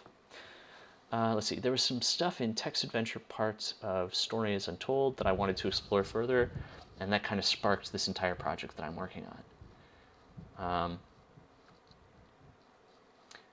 That sounds really interesting. I haven't played through all of Stories Untold. I played through the first one, which I think was well, at least was one of the text adventure ones, and really enjoyed it. So, yeah, you're continually piquing my interest here. Yeah, this take on mental health is real rough, unfortunately.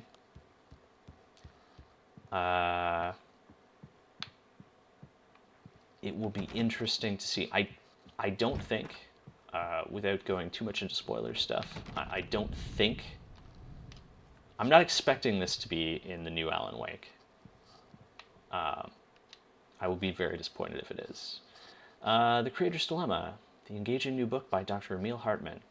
Oh, okay. The author of the best-selling Creative Flow, his groundbreaking technique, engagement therapy, and the flow explained in his own words, now available in bookstores across the country. So Emil was Thomas Zane's assistant from that note we read earlier. That was, I didn't recognize him by his first name. Why don't you humor Dr. Hartman and give the writing a shot, huh? Typewriter's in your room. You can get to your room by those stairs, Wake. You're not there when you wake up. Okay, we've had enough of this guy.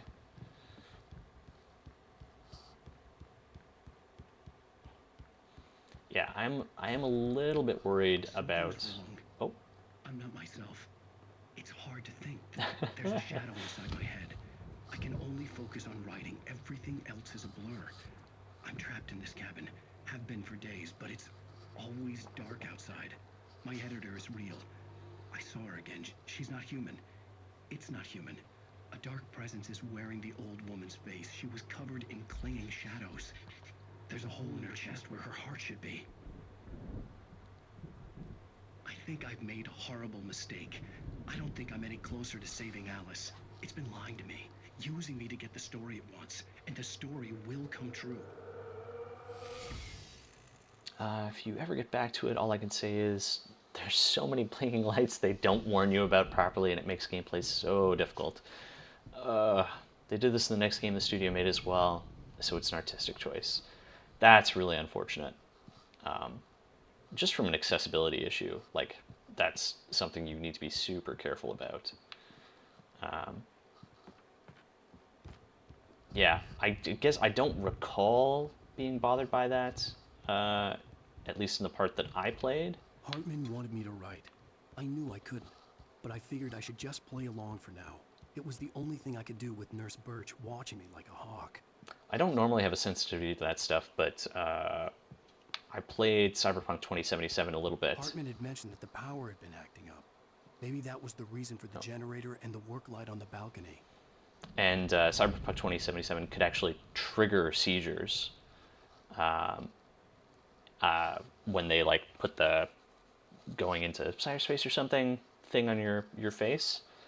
And I found that very physically uncomfortable when I was playing it. So, okay, it's in the later part of the game. I did play a little bit of. I also haven't finished it, but I played a little bit of Observer. The generator hadn't been activated, and there was no key. Observer? I think Observer was the next game by the Stories Untold team. And again, don't recall the flashing lights, but I didn't play all of that one either. The glare of the blank page in front of me hurt my eyes. I had been thinking about streaming them, but My now hands I'm began to second shake guessing it. uncontrollably. Everybody calm down. Put that down. Bert, I need help. Hey, Wake, You stay here. I'm gonna go see what's up. You just keep doing what you're doing. Be cool, okay? I didn't know what the chaos was all about, but it could be my only chance of getting out of here. Yeah, observation. Oh no. I thought it was a really interesting concept. Although the specifics of it didn't grab me. I would love to see someone else do a similar kind of thing, where you are, exploring an empty space station. It's actually something I, like years ago, made a little prototype with kind of a similar basic concept. Never actually finished it, but giving Barry the grand tour, clearly proud of the place. He went on and on about his hunting trophies, and Barry was impressed. But he was here on business. He raised his voice, cut through the monologue. Hey, Hartman, where's Al? Hartman stopped in mid-sentence, annoyed at the interruption. He nodded at the hulking orderly standing nearby. The man smiled and clapped a practiced hand on Barry's shoulder.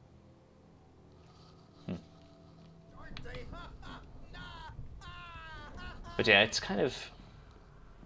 It's weird that there aren't regulations or anything around that stuff. I'm curious about what no code will do to the Silent Hill game. Bet there are flashing lights. The crazy old yeah. Hard. If she was one of Hartman's goons, she had it coming. I could get the key. What? Whoa. From Sinclair. I had to get to Cool Hartman's it there, office. Wake. He had taken all my manuscript pages. That's where he'd be keeping them. That's okay. Like, I'm sorry. Alan Wake was just like, hey, I'm real glad that these guys potentially murdered this woman with a hammer. Like, I thought there was going to be additional context from that page we read earlier where he, like, smashed her over the head with the hammer. But no, the context is just, he just smashed the nurse over the head with a hammer. Like, no. Not cool. But yeah, for the Silent Hill game, this whole section of this game is a bit of a bummer. I'm not gonna lie. I do not. I don't remember it being this way, but it's unfortunate. But yeah, the Silent Hill thing. Is No Code? Are they doing the Silent Hill 2 remake, or is this there's like a Silent Hill sequel, a new Silent Hill coming? Either way, it's always interesting to see what a new team does with that franchise, but not always good. All right, I guess we can turn on the generator. Maybe you could come out and beat our wrinkled adult diapered asses for us, since you're so tough, Bert.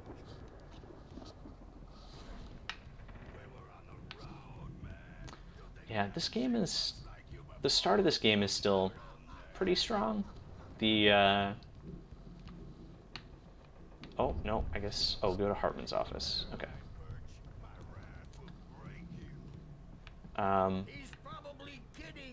But it's definitely... It's not... The game is not getting better as we go further. Let's put it that way. I don't know where I'm going.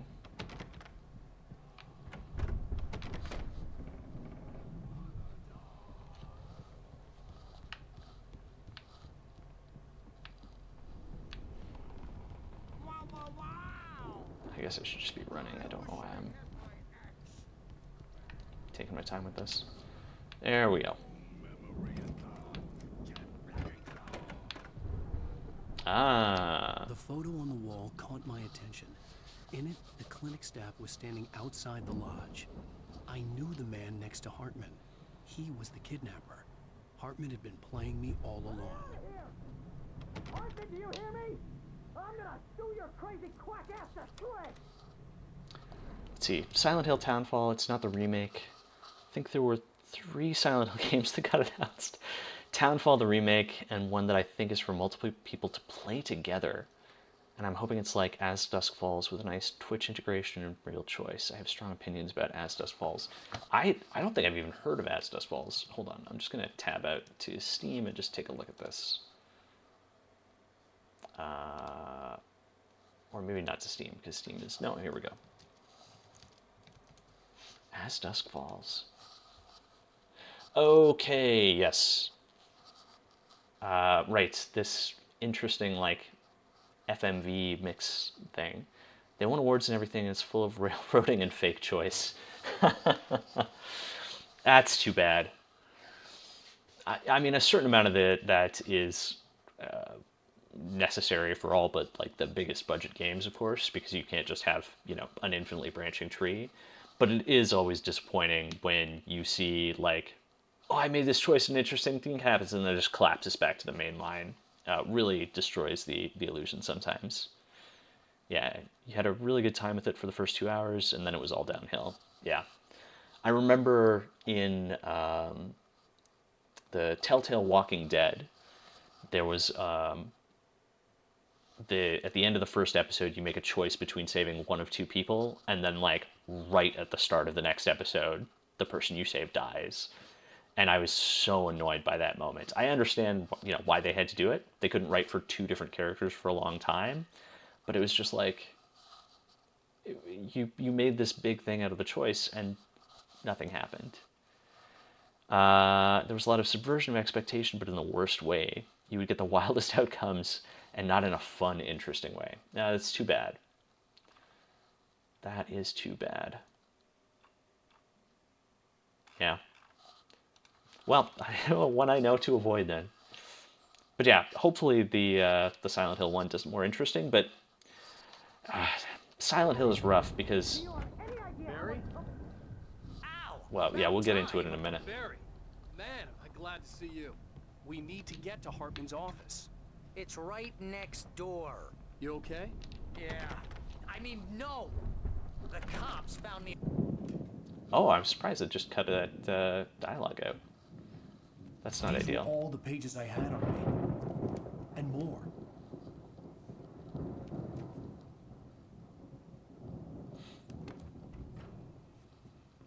Alan, please. You're sliding back into the... Tell me one more lie and I'll shoot you in the face. Ah, well, it was Cool worth it, a man. shot. Really, Wake, come on. Let's work together on this. You have no idea... Hartman, shut up! Barry, get out of here. I'll catch up with you. Get a car. Oh, Al, let's just... Go! Wake, listen to me. This is a mistake. Don't you see? Together we can create something absolutely wonderful. With your ability and mine.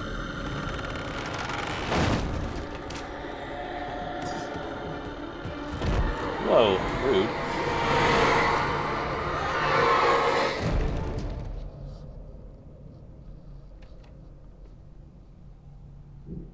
Whoa! He just straight up murdered that guy. Like, I'm sorry, but this is not a proportional response. Hartman watches Wake fall. Hartman followed the fall of Alan Wake with his binoculars. When the rider hit the water, he ordered Jack to take the boat to him. The spot was easy to see in the dark, even with all the extra lights in the boat. The flare floated and kept burning, even in the water. Jack turned the radio louder as the engine sputtered. The music was rough and clanking, something the Anderson brothers would no doubt have enjoyed. But Hartman chose to ignore it. Wake was finally within his reach. Yeah, that look on his face when he, Wake turned to the camera and was just like, yeah, I murdered that guy. Like, this may be the moment where it's like, there is no doubt Alan Wake is not, like, the thing is, he's not a hero. He's an anti-hero, but he's not written as an anti-hero. Like, he doesn't feel like he was knowingly written as an anti-hero. Like, that felt like a moment where we were supposed to be like, yeah, he's not the hero, he's just the guy we follow. But it feels like he's written like the hero. Like, the impression I got from that scene is we were supposed to be like, yeah, good on you, Alan Wake, for straight up murdering that guy. I don't know. The dark presence would be on me in a moment. I had to find a way out. Yeah, it was triumphant. It's very weird. Oh, we don't have a flashlight. Oh, okay. Not going in there.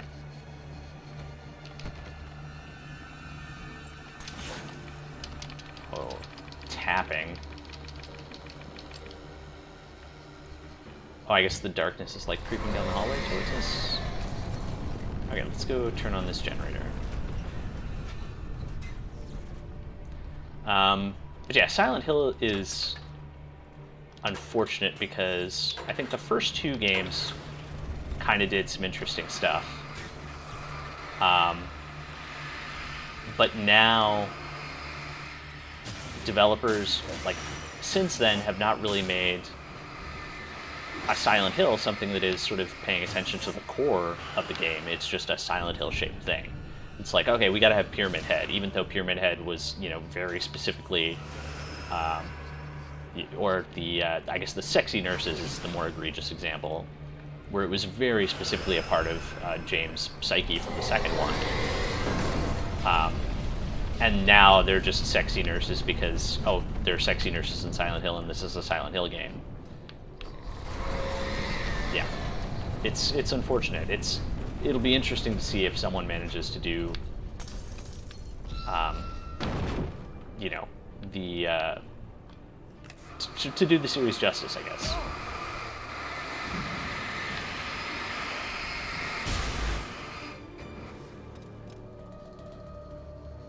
You could potentially soft lock yourself there. I guess you would get killed by the tables and chairs and stuff if you didn't, if you burned through that flare. Hartman's mission. Hartman knew he was no creator. He had no ambitions on that front. And he certainly didn't want to end up like every artist he had worked with here, damaged in ways that were hard to describe, or worse. It was enough for Hartman to maintain creative control and provide direction, to be a producer. That was what most of these people were in need of anyway. Of course, suitable subjects were few and far in between.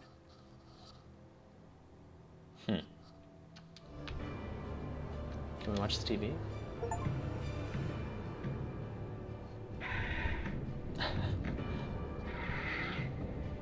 Is this literally just a car commercial? Oh my god, it's an actual car commercial.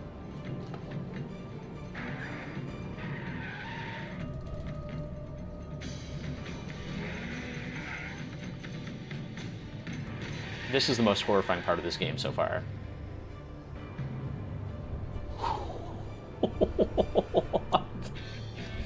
Oh my god, it's just a series of commercials. Want access to thousands of applications? Verizon Wireless has you covered. Check out the latest games. Discover new music and old favorites. Social networking, sports scores, news. It's all at your fingertips. No matter what you're into, Verizon Wireless can satisfy your never-ending appetite for apps. They didn't pay enough for this. I know that for sure.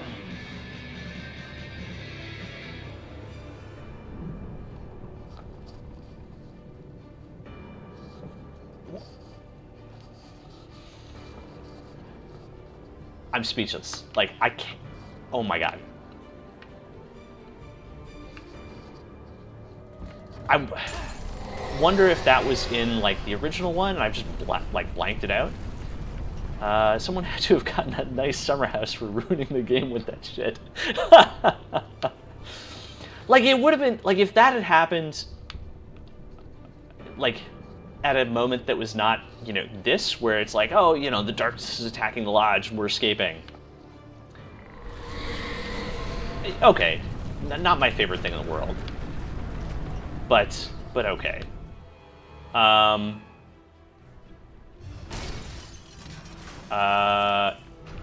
Is this, we're just supposed to, like, hide here while this busts down the door, I guess?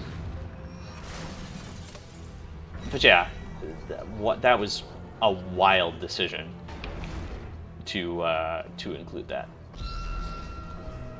Unless Remedy was just, like, literally so short on cash while they were developing this that they were like, oh god, get some advertising, we'll just play your ads in the game. That is baffling. Okay, I guess we need to... Ow. Out of the way.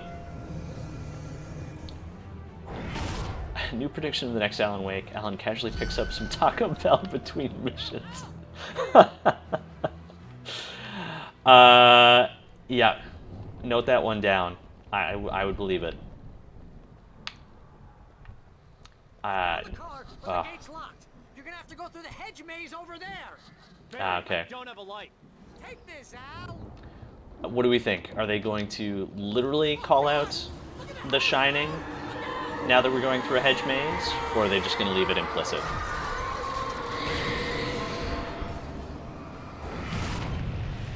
Like, you know, we all know that the hedge maze is an allusion to The Shining. Yeah, the lodge has a very similar Overlook Hotel vibe to it for sure. Not one-to-one, which I think is good, but a very strong inspired vibe.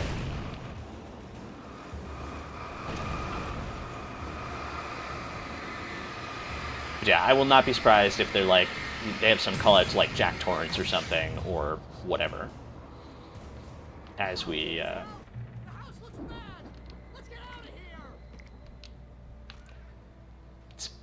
it's interesting they have this checkpoint and you get saved and all the tense music just calms down, and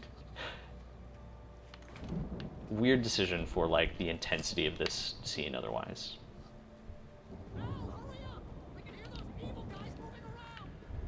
Just some spare bullets out with your gardening supplies, as you do.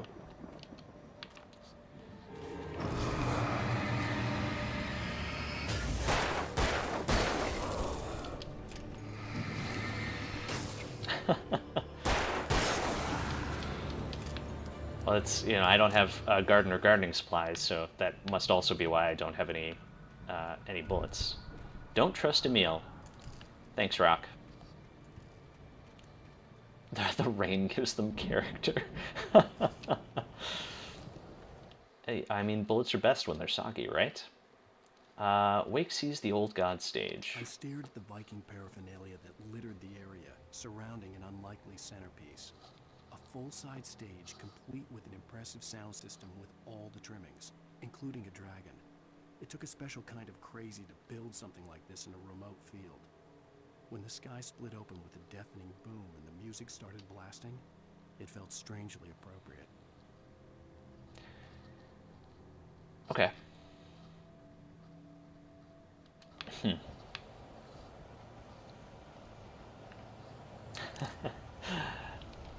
Best pet rock ever.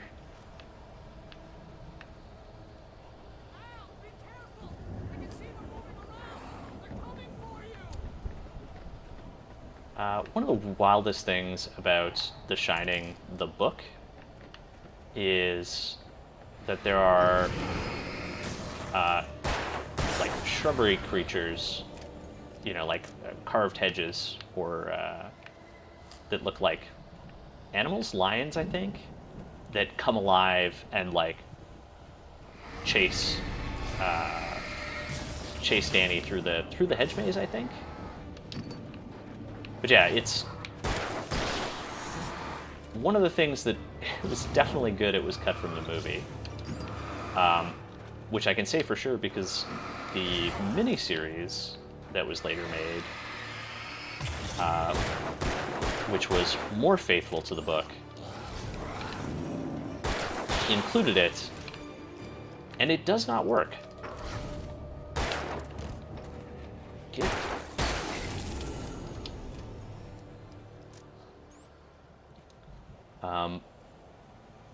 Like, it's just, it's fine when, I think there was part where it's kind of like, what's that Doctor Who thing, the Weeping Angels, where they only moved when you don't look at them? That I think is fine. You know, it's a little creepy, a little unnerving. But when they actually start like mid-90s CGI walking hedges, yeah, no. Hartman and the power failure. Hartman hurried down the corridor. He had disliked leaving Wake when he was surely at his most susceptible to therapy. But this was not an ordinary storm. Wake had been writing, and he had woken something up in the depths of the lake. Now, it was coming for him. Hartman had naturally prepared for a situation like this. The idiot brothers would keep Wake distracted while Hartman double-checked everything, just to be sure.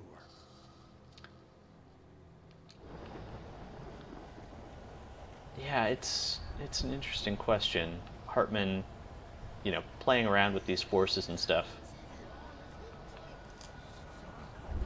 But not having any, contingency in place for this kind of emergency. The Resident Evil 8 epilogue thing did the Weeping Angel concept nicely in a section. I hated even watching it. Resident Evil 8 is the village, right? Yeah, that one was. It looked like a little bit too roller coastery for me to want to play it. But maybe I should check out a stream, at least of that last part, because I am curious about that.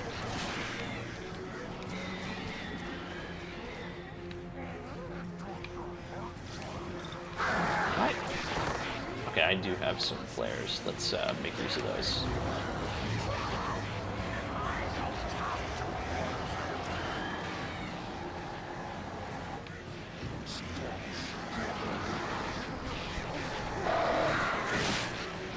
Get rid of these crows.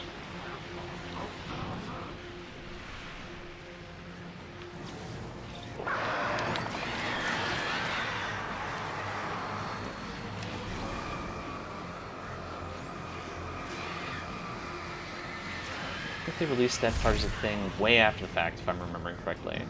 Okay. But yeah, Resident Evil is very theme parky, yeah.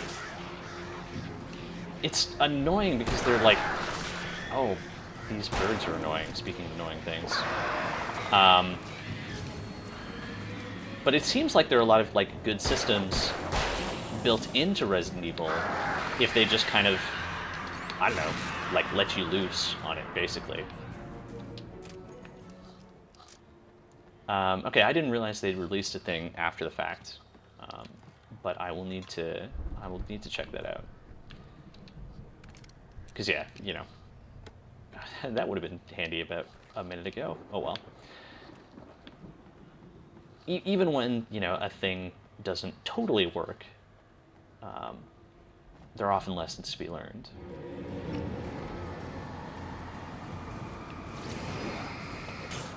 Not unlike with this game.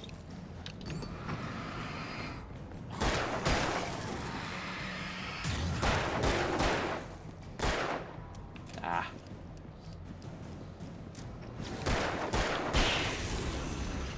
Yeah, I did pick up some other horror games, which I think are going to be pretty, theme park roller coastery. But still curious to mine them for information. The two I'm thinking of specifically that I picked up just in this the Steam sale are The Park and Moons of Madness, which are both Funcom games. So yeah, it will be interesting to see those. And I will almost certainly be playing them on stream at some point. Mott in charge. Mott knew that Wake was smarter than him. Wake had more money, a beautiful wife, everything. And Hartman said Wake was important. That made him better than Mott. But Mott was calling the shots now. He'd expected Wake to whimper and grovel, but instead, he seemed willing to fight. Mott knew he'd gotten under Wake's skin. If only Mott actually had his wife. The thought made him shiver.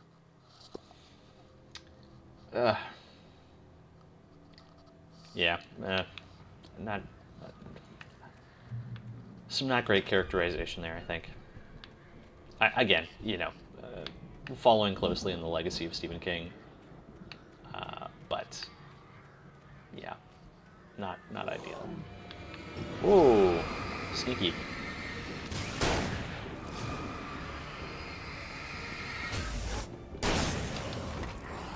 Oh.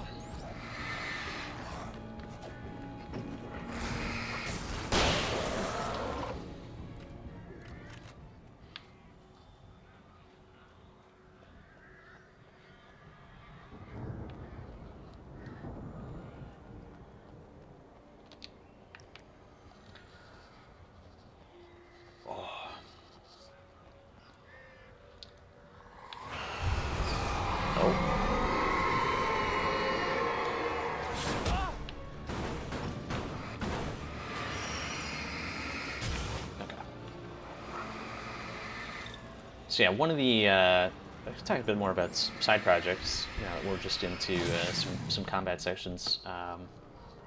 The other big one I want to do, which I'm trying to do some intermediate projects before I get to, is kind of an immersive sim thing. Let's read this page though. Barry attacked by a Taken. For the moment, Barry was just glad he had survived the fall. He had been separated from Al, and there was no easy way to climb back up. He told himself he'd be okay in the gloomy forest at night. He would just have to wait for a while for Al to find his way down. Barry turned when he heard the heavy footsteps and saw the movement. The man-shaped shadow lunged at him from the bushes, an axe held high.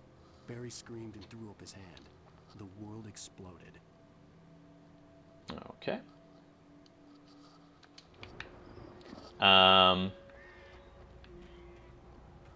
Emil made Tom do it.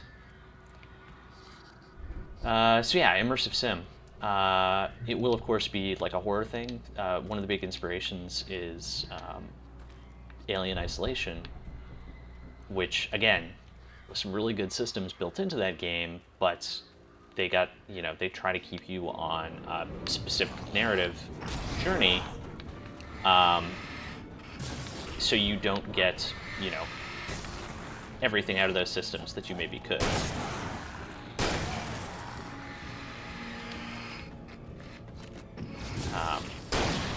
Because there are things like, the alien shows up to a particular area and just sticks around, regardless of what you do.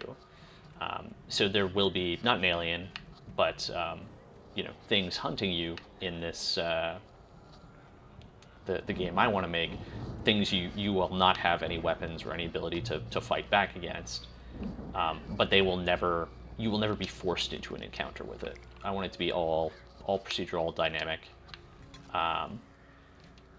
and an open world you need to explore and navigate around, rather than needing to go through like a specific prescribed set of steps. So, from that description, it should be clear why I'm trying to bite off a couple smaller projects first, because it is going to be a lot. All right, Hartman sedates Wake. Hartman watched as Wake's features slackened. The man was bullheaded, no doubt. Even lying on the bed, he'd almost broken Hartman's nose the second time. But with a little time, he could break Wake down, give him proper direction. Wake was easily the most promising subject he'd had. Well, since Tom, really. Sleep well, Alan, Hartman whispered with a smile. Let me take care of you.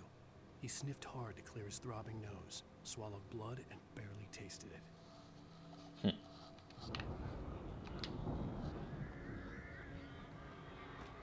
So yeah, and the other thing is I would also like to do some smaller horror experiences. So, Rosebud Rally kind of fits into that, but there's some other little one-room experiences. The convenience store kind of, not as a direct inspiration, but that same sort of idea. Understandable, but it's indie projects like that that keep the industry fresh and interesting. I can only hope so. Maybe. Barry. Well, I slammed it shut when the nasty showed up, and the key fits kind of loose in the lock, so, Oh. Barry, I'll find it. Don't worry about it. Okay. It's just being very clear that we're in a combat arena here. It's interesting they have a separate cutscene rather than just the standard slow motion that you get for this. Oh, we got 3 players, we're fine. Wow, where did this guy come from? Oh my god.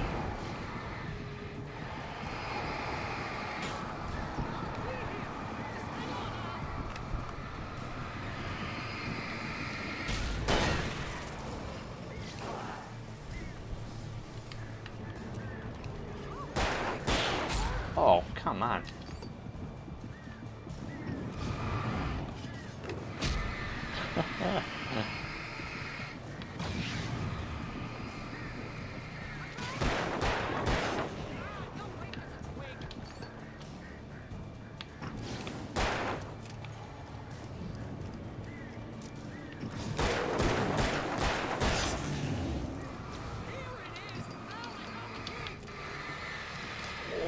keyboard.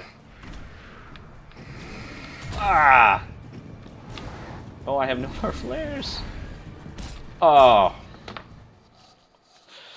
It makes such a difference when a thing is made because of wouldn't this be interesting instead of wouldn't this make the board happy. Yeah, I mean definitely a lot of games suffer because they do a thing that will frankly be worse for the game but will make more money. I mean like our our Verizon ads earlier, right? That was the profitable thing to do. And certainly, like, you know, movies do product placement and stuff, but that hurts movies too sometimes.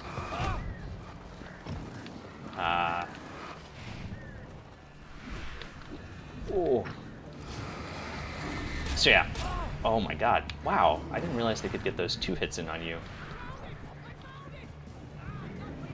Oh my god. Burning that... Yeah. Burning that flare accidentally early on. This is going to be tough.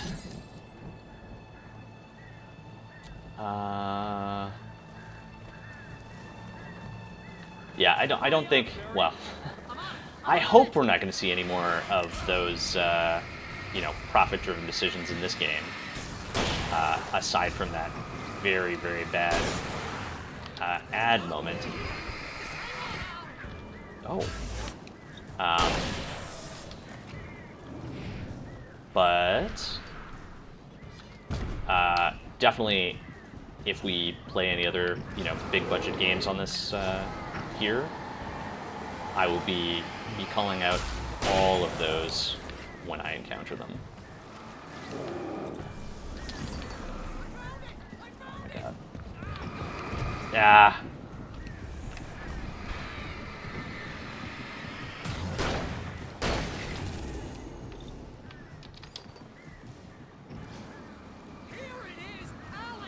This is hard. I don't like it.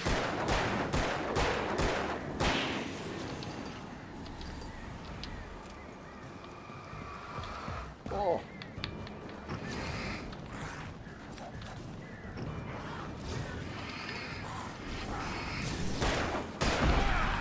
Ah, what the heck?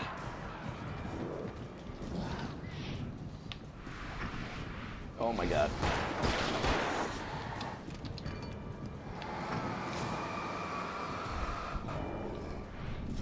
Do I not have any? Oh, I have a flare gun.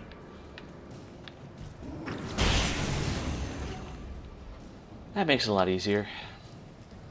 I still remember the Pepsi placement in World War Z, but not much of the actual movie. I don't think I ever watched it. I read the book. Really liked the book.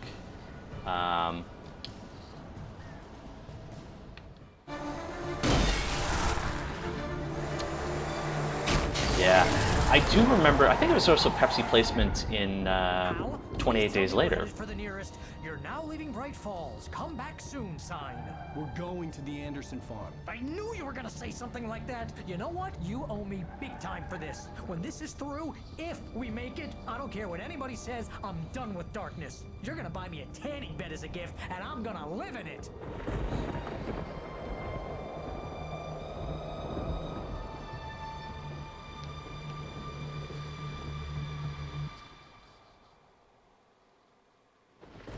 Barry's still pretty good.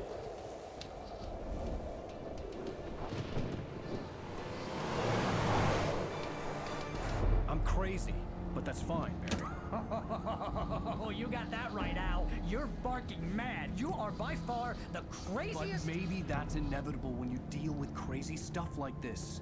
It helps. This is happening, Barry. Alice, they never had Alice. She's trapped in the darkness at the bottom of the lake, but she's not dead. Al, how can you know that? I know, Right on, KSB. Thanks for hanging up, or hanging out. Bring her back. Ended up starting on the start screen instead of the save system because I couldn't spare brain cells. Yeah, that's fair. The save systems are a lot, so I totally understand that. Have a good night, and hopefully see you around. We'll be wrapping up here soon anyways, I think. This is happening. It's using my manuscript to take over everything. Al, I believe you. It happened to Thomas Zane before, it happened to the Andersons. I believe you. Crazy or not, you're not delusional. Weird shit's going down. That's a fact. I'm on board, man. I'm with you. The Andersons knew about it, but they were too far gone to tell me with all the drugs they were on. Yeah, but they this- wrote it down. There's a message somewhere at their farm, Barry. We just need to find it. Look out!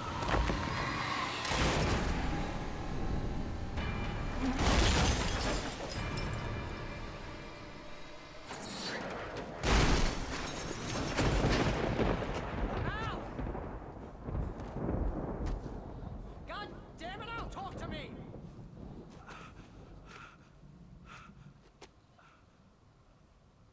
Yeah, very, very disappointing. All the portrayal of mental illness, mental illness in this game.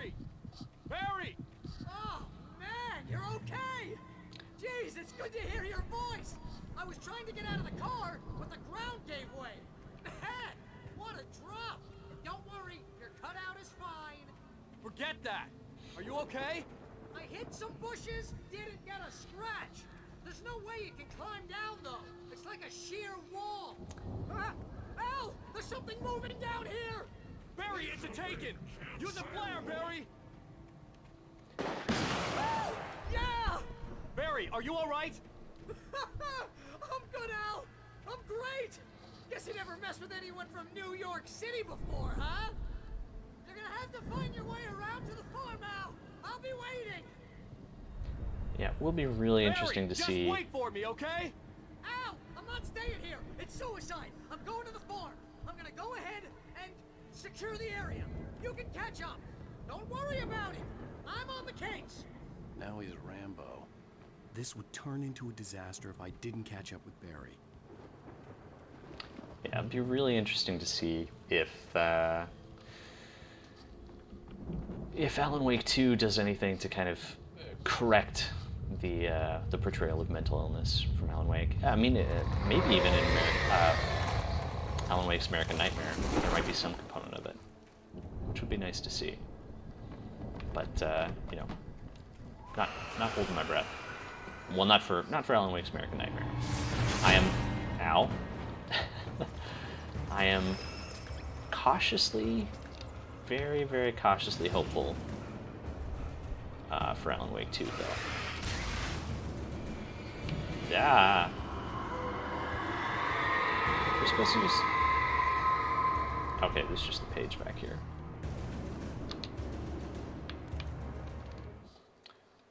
Walter at the Anderson farm. When he stopped the car at the Anderson farm, Walter felt relieved. Oblivion was close at hand. The brothers wouldn't miss a jar of moonshine or two in the booby hatch. But then he saw the man on the porch, and he knew who it was. Driving for his life and knowing it was useless, he didn't realize he was crying until he couldn't see the road for the tears. What was the Walter at the Anderson farm? I don't know who Walter is. Is Walter Maine? Is that the radio DJ, maybe?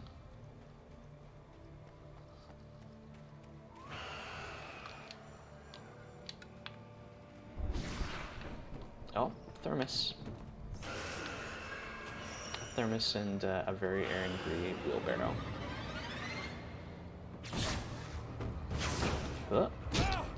Ow.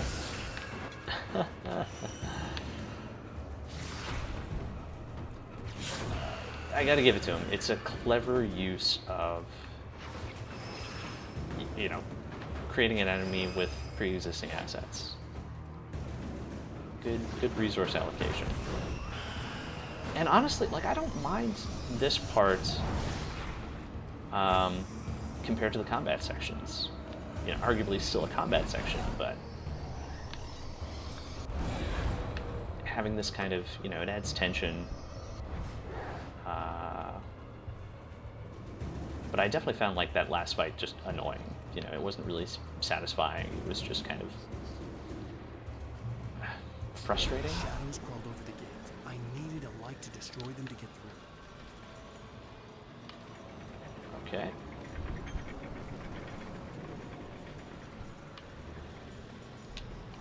That's a light. Now we need to turn it on somehow.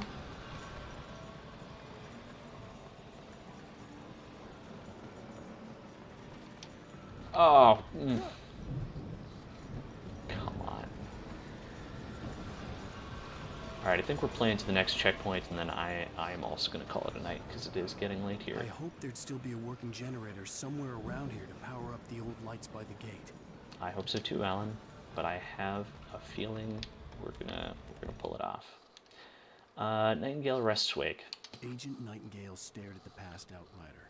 The man was sleeping off one hell of a night.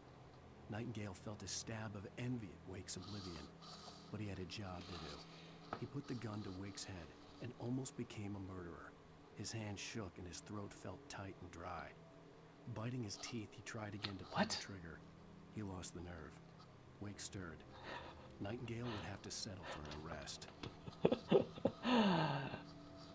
Biting his teeth. Gritting his teeth, I think is what you mean. Biting his teeth is not... I don't know how you do that. You need a second set of teeth to bite the first set. Yeah. It's fine.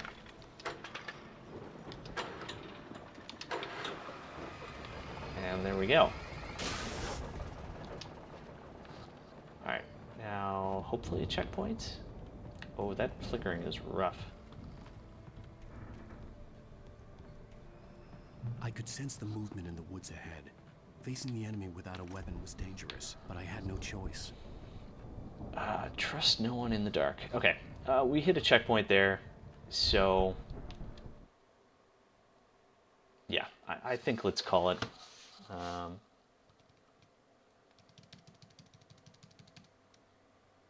It's been, 2.5 hours. No, I think we should call it here. It is 11. I had a bit of a later start, unfortunately. But, yeah, some Alan Wake. Unfortunately, discovering some things that have not aged super well. That happens. You know, it is, for better and for worse, faithful to its inspirations, right? You know, as we've discussed, Stephen King has written a lot of problematic things, a lot of things that are not ideal. I struggle with the words to describe this because, you know, Stephen King, as an example, and, you know, Remedy Entertainment are not solely responsible for these things. These things are established tropes of the genre that many, you know, authors and writers and creative people contributed to over a long period of time, and then becomes, you know, entrenched and becomes kind of a shorthand almost. So, and it can be, it's very difficult to interrogate that stuff, especially if you are writing and creating at a time when other people are not interrogating it. And certainly, by all means, you know, call me out if my timeline is off on this. It's possible, likely even, that some people at least were calling this stuff out, you know, earlier than today. Definitely earlier than today, but, you know, before Remedy even started working on Alan Wake. I don't think it was necessarily in the mainstream of the conversation, and certainly it would be very easy to, you know, to miss those conversations at the time, I think. But yeah, that said, it's unfortunate to find so much of it that hasn't aged well in a game that, you know, I have really fond memories of, but I think doesn't quite live up to those memories. That being said, you know, we're going to return to this next Wednesday. Hopefully, going to also finish it off then, and yeah. Then we will see a couple weeks later if Alan Wake's American Nightmare does any better. And then in October, we'll see if Alan Wake 2, how it manages to handle all this. So yeah, looking forward to it. I will, of course, be back on Sunday, probably finishing off System Shock 2 then. Might also sneak in another game. I've kind of been thinking about taking a look at Meet Your Maker, which is another game by Behavior Interactive, a company I used to work for. I actually had an opportunity to play that a little bit while it was in development, and you know, I bought it since it came out, but haven't played through a whole lot of it. But it's a fun game. Might showcase that a little bit. Possibly, maybe Saturday, maybe Monday, or maybe it'll just, you know, slot into the schedule on the regular some other time. But we'll definitely be playing on Sunday, and then next week we'll be finishing off Viewfinder, I think, on Tuesday, and then hopefully finishing off Alan Wake on Wednesday. So, yeah, with that, I'm going to call it a night. Thank you so much for hanging out, and yeah, thanks for watching. Goodbye for now.